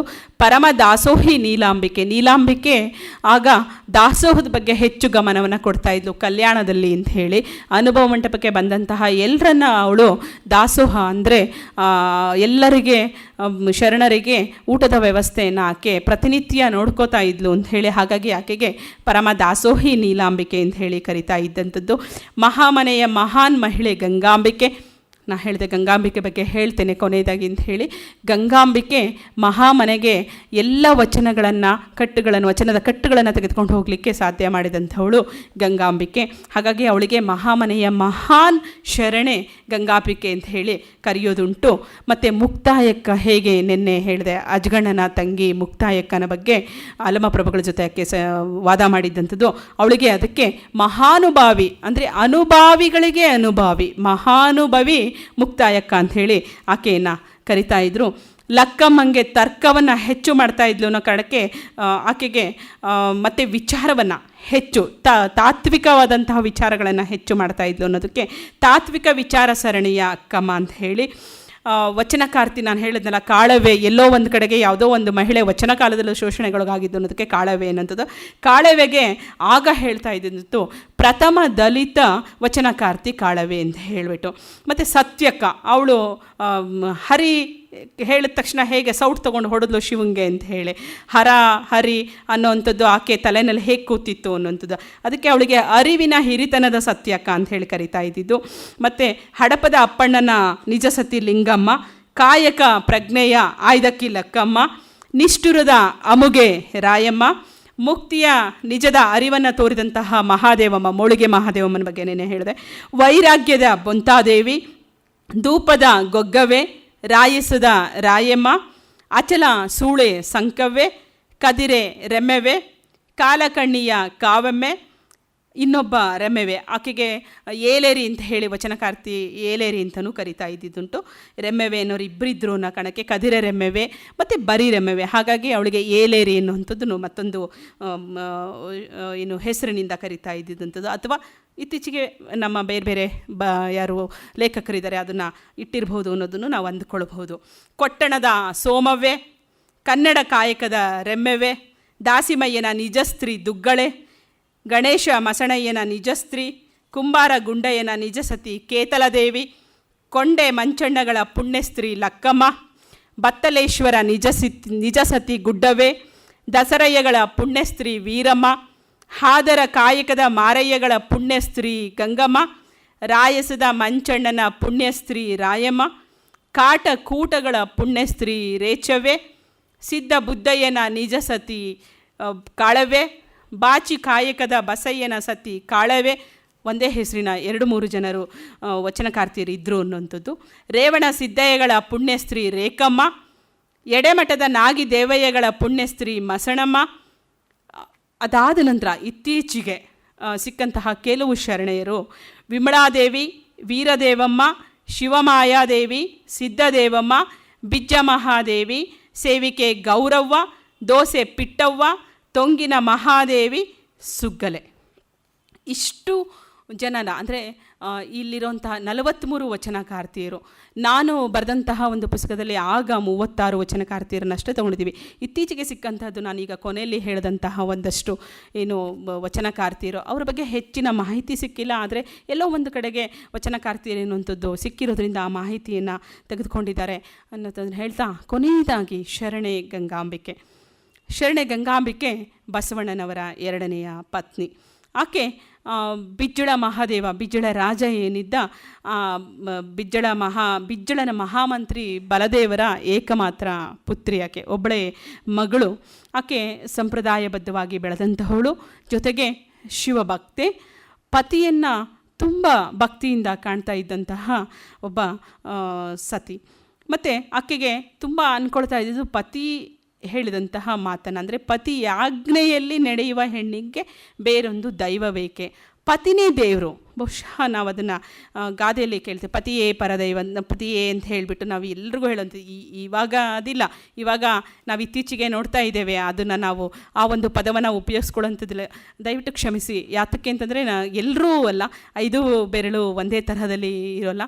ಆದರೆ ಎಲ್ಲೋ ಒಂದು ಕಡೆಗೆ ಅಂತಹದ್ದನ್ನು ಮನಸ್ಸಿನಲ್ಲಿ ಇಟ್ಕೊಳ್ಳತಕ್ಕಂತಹ ಮಹಿಳೆಯರು ಇವತ್ತಿಗೆ ಎಲ್ಲೋ ಅಲ್ಲಿ ಕಾಣಸಿಗ್ತಾರೆಯೇ ಹೊರತು ಎಲ್ಲರೂ ಇಲ್ಲ ಅನ್ನುವಂಥದ್ದು. ಬಹುಶಃ ಅವರೂ ಹಾಗೇ ಇದ್ದಾರೆ. ಸತಿ ಪತಿನೂ ಹಾಗೆ ಇದ್ದಾರೆ. ಇವತ್ತೆಲ್ಲ ವ್ಯವಹಾರದ ದೃಷ್ಟಿಯಿಂದ ನಡೀತಾ ಇದೆಯೇ ಹೊರತು ಮದುವೆ ಎನ್ನುವಂತಹ ಪವಿತ್ರವಾದಂತಹ ಒಂದು ಬಂಧನವನ್ನು ಇವತ್ತು ವ್ಯವಹಾರ ಮಾಡಿದ್ದಾರೆ, ವ್ಯವಹಾರ ಮಾಡಲಿಕ್ಕೆ ಹೊರಟಿದ್ದಾರೆ ಅನ್ನೋದಕ್ಕೆ ಒಂದೇ ಒಂದು ಉದಾಹರಣೆ. ಇತ್ತೀಚೆಗೆ ಕೇಂದ್ರ ಸರ್ಕಾರದ ಮಹಿಳಾ ಮತ್ತು ಮಕ್ಕಳ ಕಲ್ಯಾಣ ಇಲಾಖೆ ಹೆಂಡತಿಗೆ ಗಂಡ ವೇತನವನ್ನು ಕೊಡಬೇಕು ಅಂತ ಹೇಳಿ ಕಾನೂನನ್ನು ಮಾಡೋಕ್ಕೆ ಹೊರಟಿರುವಂಥದ್ದು, ಅದಕ್ಕೆ ಒಂದು ಹೇಳಿಕೆಯನ್ನು ಕೊಟ್ಟಿರುವಂಥದ್ದು. ದಾಂಪತ್ಯ ವ್ಯವಹಾರವಾದಾಗ ಅನ್ನುವಂಥದ್ದನ್ನು ನಾನು ತಕ್ಷಣಕ್ಕೆ ಪತ್ರಿಕೆಯಲ್ಲಿ ಒಂದು ದಿನಪತ್ರಿಕೆಯಲ್ಲಿ ಬರೆದೆ. ಭಾರತೀಯ ಸಂಸ್ಕೃತಿಯಲ್ಲಿ ದಾಂಪತ್ಯ ವ್ಯವಹಾರವಾದರೆ ಹೇಗಿರುತ್ತೆ ಅನ್ನುವಂಥದ್ದನ್ನು ಸುಮ್ಮನೆ ಯೋಚನೆ ಮಾಡಿ, ನಾನು ಅದ್ರ ಬಗ್ಗೆ ಇಲ್ಲಿ ಹೇಳೋದಕ್ಕೆ ಹೋಗಲ್ಲ. ಯಾಕೆ ಅಂತಂದರೆ ಇಲ್ಲಿ ಗಂಗಾಂಬಿಕೆ ಒಂದು ಪತಿ ಆಜ್ಞೆಯಲ್ಲಿ ನಡೆಯುವ ಹೆಣ್ಣಿಗೆ ಬೇರೊಂದು ದೈವ ಬೇಕೆ ಅಂತ ನೋಡಿದಾಗ ನಂಗೆ ಅದು ನೆನಪಾಯಿತು. ಅವಳು ಒಂದು ವಚನವನ್ನು ಅದೇ ಇದರಲ್ಲಿ ಹೇಳ್ತಾಳೆ, ಪತಿ ಆಜ್ಞೆಯಲ್ಲಿ ಚರಿಪ ಸತಿಗೆ ಆಕೆ ಪ್ರತಿಜ್ಞೆಯ ಪತಿಕರದಲ್ಲಿ ಪೋಪದಿರೆ ಯಾತನೆಯಲ್ಲವೇ, ಇವಳ ಲಿಂಗನಿಷ್ಠೆ ಇವಳಿಗೆ ನಮ್ಮ ನಿಷ್ಠೆ ಪತಿಯಾಜ್ಞೆಯಲ್ಲಿ ಕಾಣ ಗಂಗಾಪ್ರಿಯ ಕೂಡಲ ಸಂಗಮ ದೇವ. ಬಸವಣ್ಣನವ್ರಿಗೆ ಅವಳು ಗಂಗಾಪ್ರಿಯ ಅಂತ ಹೇಳಿ ಕರಿತಾ ಇದ್ದಂತು, ಶಿವನಿಗೆ ಅಂತ ಹೇಳಿ ಅವಳೇನು ಪೂಜೆ ಮಾಡ್ತಾ ಇರಲಿಲ್ಲ. ಪತಿ ಆಜ್ಞೆ ಇದ್ದಾಗ ಬೇರೆ ಯಾವುದೋ ಒಂದು ನಮಗೆ ಆಜ್ಞೆ ಯಾತಕ್ಕೆ, ಬೇರೆಯ ಒಂದು ಇದರಲ್ಲಿ ನಾವು ಯಾತಕ್ಕೆ ನಡಿಬೇಕು, ಅದು ಯಾತನೆ ಆಗಲ್ವಾ ಬೇರೆಯವರ ಒಂದು ಆಜ್ಞೆಯನ್ನು ನಡೆಯೋದಕ್ಕೆ. ಲಿಂಗ ನಿಷ್ಠೆ ಅನ್ನುವಂಥದ್ದು ಅದರಲ್ಲ, ನಮಗೆ ನಮ್ಮ ನಿಷ್ಠೆ ಪತಿಯ ಆಜ್ಞೆಯಲ್ಲಿ ಕಾಣ, ಅವನ ಆಜ್ಞೆಯಲ್ಲೇ ನಾವು ನಿಷ್ಠೆಯನ್ನು ಕಾಣೋಣ. ಅಂದರೆ ತುಂಬ ಒಂದು ಪತಿಭಕ್ತಿಯನ್ನು ಹೊಂದಿದ್ದಂಥವಳು ಶರಣೆ ಗಂಗಾಂಬಿಕೆ. ಅವಳು ಅವತ್ತು ಅಂತರ್ಜಾತೀಯ ವಿವಾಹಕ್ಕೆ ಹೆಚ್ಚಿನ ಒಂದು ಒತ್ತನ್ನು ಕೊಟ್ಟು ಪ್ರೋತ್ಸಾಹವನ್ನು ಕೊಟ್ಟು ಮುನ್ನಡೆಸಿದಂಥವಳು ಶರಣೆ ಗಂಗಾಂಬಿಕೆ. ಅವಳು ಕಡೆಯದಾಗಿ ಅವಳ ಒಂದು ಅಂತ್ಯವನ್ನು ನಾವು ಕಾಣುವಂಥದ್ದು ಯಾವಾಗ ಬಸವಣ್ಣನವರು ಕ್ರಾಂತಿ ಆಗುತ್ತೆ, ಕಲ್ಯಾಣದಲ್ಲಿ ಕ್ರಾಂತಿಯಾದಾಗ ಅವರು ಕೂಡಲ ಸಂಗಮಕ್ಕೆ ಹೊರಡ್ತಾರೆ. ಕೂಡಲ ಸಂಗಮಕ್ಕೆ ಹೊರಟಾಗ ಗಂಗಾಂಬಿಕೆ ಎಲ್ಲರನ್ನ ಯಾವ ವಚನಗಳನ್ನು ಅವಳು ಕಳಿಸ್ತಾಳೆ ಬೇರೆ ಕಡೆಗೆ ತೆಗೆದುಕೊಂಡು ಹೋಗಿ, ಇಲ್ಲಿದ್ದರೆ ಎಲ್ಲ ಸುಟ್ಟು ಹಾಕ್ತಾರೆ. ಎಷ್ಟೋ ವಚನಗಳನ್ನು ವಚನ ಕಟ್ಟುಗಳನ್ನು ಸುಟ್ಟು ಹಾಕ್ತಾರೆ ಆವಾಗ, ತಾಳೆಗರಿಗಳನ್ನು ಓಲೆಗರಿಗಳನ್ನು. ಹಾಗಾಗಿ ಉಳಿದಂಥದನ್ನು ತೆಗೆದುಕೊಂಡು ಹೋಗಿ ಅಂತ ಎಲ್ಲ ಕಡೆಗೆ ಕಳಿಸ್ಕೊಟ್ಟ ನಂತರ ಅವಳು ತಲೆ ಓಡುವಂಥದ್ದು ಎಲ್ಲಿ ತನ್ನ ಪತಿ ಇದ್ದಾರೆ ಅಲ್ಲಿಗೆ ಹೋಗಬೇಕು ಅನ್ನುವಂಥದ್ದನ್ನು ಅವಳು ಹೊರಡ್ತಾಳೆ. ಹೋಗುವಾಗ ಮಾರ್ಗ ಮಧ್ಯದಲ್ಲಿಯೇ ಕೂಡಲ ಸಂಗಮಕ್ಕೆ ತಲುಪುವುದಕ್ಕಿಂತ ಮುಂಚೆಯೇ ಅವಳಿಗೆ ಒಂದು ಸುದ್ದಿ ಬರುತ್ತೆ, ಬಸವಣ್ಣನವರು ಬಯಲಾದರು ಅನ್ನುವಂಥದ್ದನ್ನು ಬಹುಶಃ ಅರ್ಥ ಆಗ್ಬೋದು. ಅವರು ಅಲ್ಲೇ ದೈವಾಧೀನರಾದರು ಅನ್ನುವಂಥದ್ದಂದರೆ ಅವರು ಅಲ್ಲಿ ಲಿಂಗೈಕ್ಯ ಆದರು ಅನ್ನುವಂಥದ್ದನ್ನು ಕೂಡಲ ಸಂಗಮದಲ್ಲಿ ಆಗಿದ್ದಾರೆ ಅಂತ ಮಾರ್ಗ ಮಧ್ಯದಲ್ಲೇ ಗೊತ್ತಾಗುತ್ತೆ. ಅವಳು ಸಹ ಅಲ್ಲಿಗೆ ಹೋಗಲ್ಲ ಕೂಡಲ ಸಂಗಮಕ್ಕೆ, ಎಲ್ಲಿ ಸುದ್ದಿಯನ್ನು ಕೇಳ್ತಾಳೆ ಅಲ್ಲಿಯೇ ಅವಳು ಬಯಲಾಗ್ತಾಳೆ. ಇವತ್ತಿಗೂ ಅಲ್ಲೇ ಅವಳ ಒಂದು ಒಂದು ಸ್ಮಾರಕವನ್ನು ಕಟ್ಟಿದ್ದಾರೆ, ಶರಣೆ ಗಂಗಾಂಬಿಕೆ ಎಂದು. ನಾನು ಗಂಗಾಂಬಿಕೆಯನ್ನು ಕೊನೆಗೆ ತೆಗೆದುಕೊಂಡಿದ್ದದ್ದು ಇದಕ್ಕೆ, ಯಾಕೆಂದರೆ ನಾನು ಒಬ್ಬ ಮಹಿಳೆಯಾಗಿ ಎಷ್ಟೋ ಸಲ ಮಹಿಳೆಯ ಒಂದು ದೃಷ್ಟಿಕೋನದಿಂದ ನೋಡಿದಾಗ ಮಹಿಳೆಯ ಪರವಾಗೇ ನಾನು ಮಾತಾಡುವಂಥದ್ದು, ಮಹಿಳೆಯ ಪರವಾಗೇ ನಾನು ಇದ್ದೀನಿ, ಮಹಿಳೆಯರ ವಿಷಯಗಳನ್ನೇ ತೆಗೆದುಕೊಂಡು ನಾನು ಅಧ್ಯಯನ ಮಾಡೋದು ಅಂತ ಎಷ್ಟೇ ಅನ್ಕೊಂಡು ಮಹಿಳಾ ಪತ್ರಿಕೆಯೇ ನಾನು ನಡೆಸ್ತಾ ಇದ್ದೀನಿ ಅನ್ನೋವಂಥದ್ದು ಎಲ್ಲ ನಿಜ ಆದ್ರೂ ಎಲ್ಲೋ ಒಂದು ಕಡೆಗೆ ಇತ್ತೀಚೆಗೆ ನಮ್ಮಲ್ಲಿ ಹೆಣ್ಣು ಮಕ್ಕಳು ಒಂದು ಚೂರು ದಾರಿಯನ್ನು ತಪ್ಪಿದ್ದಾರೆ. ಅವರಿಗೆ ನಾವು ತಿಳಿ ಹೇಳುವಂತಹ ಒಂದು ಸಂದರ್ಭ ಇದಾಗಬೇಕು ಅನ್ನುವಂಥದ್ದನ್ನು ನಾನು ಅಂದ್ಕೊಳ್ತೇನೆ. ಯಾತಕ್ಕೆ ಅಂತಂದರೆ ಇವತ್ತು ಆಗ್ತಾ ಇರುವಂತಹ ಅನೇಕ ನಮ್ಮಲ್ಲೇನು ಒಟ್ಟು ಕುಟುಂಬಗಳು ಒಡೆದು ಇವತ್ತು ಏಕ ಕುಟುಂಬಗಳಾಗಿದೆ, ಚಿಕ್ಕ ಕುಟುಂಬಗಳಾಗಿದೆ, ಒಂದೊಂದೇ ಕುಟುಂಬಗಳಿದೆ. ಅದನ್ನು ನೋಡಿದಾಗ ನಮಗೆ ಅನಿಸುವಂಥದ್ದು ಬಹುಶಃ ಹಿಂದಿನ ಕಾಲ ಇವತ್ತೇನು 30-35 ವರ್ಷದ ತನಕ ಮದುವೆ ಆಗದೆ ಇರೋವಂಥವ್ರು, ಅಂದರೆ ಮುಂಚೆ ಎಲ್ಲ ಏನು 18 ವರ್ಷಕ್ಕೆ ಮದುವೆ ಮಾಡ್ತಿದ್ರು, 16 ವರ್ಷಕ್ಕೆ, ಬಹುಶಃ ಅದು ಸತ್ಯ ಅಂತ ಎಲ್ಲೋ ಒಂದು ಕಡೆಗೆ ಅನಿಸುತ್ತೆ. ಎಲ್ಲೋ ಒಂದು ಕಡೆಗೆ ಹಿಂದಿನ ಕಾಲದಲ್ಲಿ ಹೆಣ್ಮಕ್ಳು ಮನೇಲಿದ್ದರೆ ಚೆನ್ನ ಅಂತ ಹೇಳ್ತಿದ್ರಲ್ಲ, ಅದೇ ನಿಜವೇನೋ ಅನಿಸುತ್ತೆ. ಯಾಕೆಂದರೆ ಇವತ್ತು ಹೆಣ್ಮಕ್ಳು ಹೊರಗಡೆಗೆ ಬಂದು ದುಡಿತಿದ್ದಾರೆ, ಆರ್ಥಿಕ ಸ್ವಾವಲಂಬನೆ ಆದಮೇಲೂ ಸಹ ನಾವು ನಮ್ಮನ್ನು ಬೇರೆ ತರಹದಲ್ಲಿ ನಮ್ಮನ್ನು ರೂಢಿಸ್ಕೊಳ್ತಾ ಇದ್ದೀವಿ ಅನ್ನೋಂಥದ್ದಾದರೆ ಸಮಾಜದ ಒಂದು ವಾತಾವರಣ ಕೆಡ್ತಾ ಇದೆ, ಮನೆಯ ವಾತಾವರಣ ಕೆಡ್ತಾ ಇದೆ ಅನ್ನೋಂಥದ್ದಾದರೆ ಮಹಿಳೆಗೆ ಆರ್ಥಿಕ ಸ್ವಾವಲಂಬನೆ ಬೇಕಾ ಬೇಡವಾ? ಖಂಡಿತ ಬೇಕು. ಆದರೆ ನಮ್ಮ ಸಂಸ್ಕೃತಿಯನ್ನು ಮರೆತು ನಾವಿವತ್ತು ನಡೀತಾ ಇದ್ದೀವಿ ಅನ್ನೋವಂಥ ಒಂದು ನೋವು ಎಲ್ಲೋ ಒಂದು ಕಡೆಗೆ ಅದು ಚುಚ್ಚುತ್ತಾ ಇದೆ. ಬಹುಶಃ ಅದು ಜಾಸ್ತಿ ಆಗ್ತಾ ಇದೆ ದಿನದಿಂದ ದಿನಕ್ಕೆ. ಅದನ್ನು ಉಳಿಸಿ ಬೆಳೆಸುವಂತಹ ಒಂದು ಕೆಲಸವನ್ನು, ಕಾಯಕವನ್ನು ನಾವೆಲ್ಲರೂ ಮಾಡಬೇಕು ಅನ್ನೋಂಥದ್ದನ್ನು ನಾನು ನಮ್ಮೆಲ್ಲರೂ ಅಂದರೆ ಎಲ್ಲರೂ ಸೇರಿಸ್ಕೊಂಡು ನಾನಿವತ್ತು ತಮ್ಮಲ್ಲಿ ಕೇಳ್ಕೊಳ್ತೇನೆ. ಈ ಒಂದು ಸಂದರ್ಭವನ್ನು ಅದಕ್ಕೋಸ್ಕರ ನಾನು ಉಪಯೋಗಿಸ್ಕೊಳ್ತಾ ಇದ್ದೇನೆ. ಈ ಒಂದು ಸಂಸ್ಕೃತಿ, ನಮ್ಮ ಸಂಸ್ಕೃತಿಯನ್ನು, ಭಾರತೀಯ ಸಂಸ್ಕೃತಿಯನ್ನು ಉಳಿಸ್ಕೊಳ್ಳೋದಕ್ಕೆ ನಾವಿವತ್ತು ನಮ್ಮ ಮಕ್ಕಳನ್ನು, ಮುಂದಿನ ಏನು ಪೀಳಿಗೆ ಇದೆ ಅವರನ್ನು ಆ ಒಂದು ಸಂಸ್ಕೃತಿಯಲ್ಲಿ ಬೆಳೆಸೋದಕ್ಕೆ ನಾವು ಪ್ರಯತ್ನವನ್ನು ಪಡೋಣ. ನಾವಿವತ್ತಿನ ಕಾಲವನ್ನು ಅಲ್ಲಿ ಹೇಳೋದು ಬೇಡ. ಕಾಲ ಬದಲಾಗ್ತಿದೆ, ಅವರು ಹಾಗೆ ಇರಲಿ ಅಂತ ಹೇಳೋದು ಬೇಡ. ಕಾಲ ಬದಲಾಗ್ತಿಲ್ಲ, ಆ ವಾತಾವರಣ ಬದಲಾಗೋ ಹಾಗೆ ನಾವೇ ಅವ್ರನ್ನ ಬಿಟ್ಬಿಟ್ಟಿದ್ದೀವಿ. ಅದನ್ನು ಉಳಿಸ್ಕೊಳ್ಳೋದಕ್ಕೆ ಪ್ರಯತ್ನ ನಾವು ಪಡೋಣ. ಅಂದಿನ ವಚನಗಳು ಇವತ್ತಿಗೂ ಪ್ರಸ್ತುತ ಅನ್ನೋವಂಥದ್ದಕ್ಕೆ ನಾನು ಅಲ್ಲಲ್ಲೇ ಒಂದಷ್ಟು ಉದಾಹರಣೆಗಳನ್ನು ಅದಕ್ಕೋಸ್ಕರ ಕೊಟ್ಟೆ.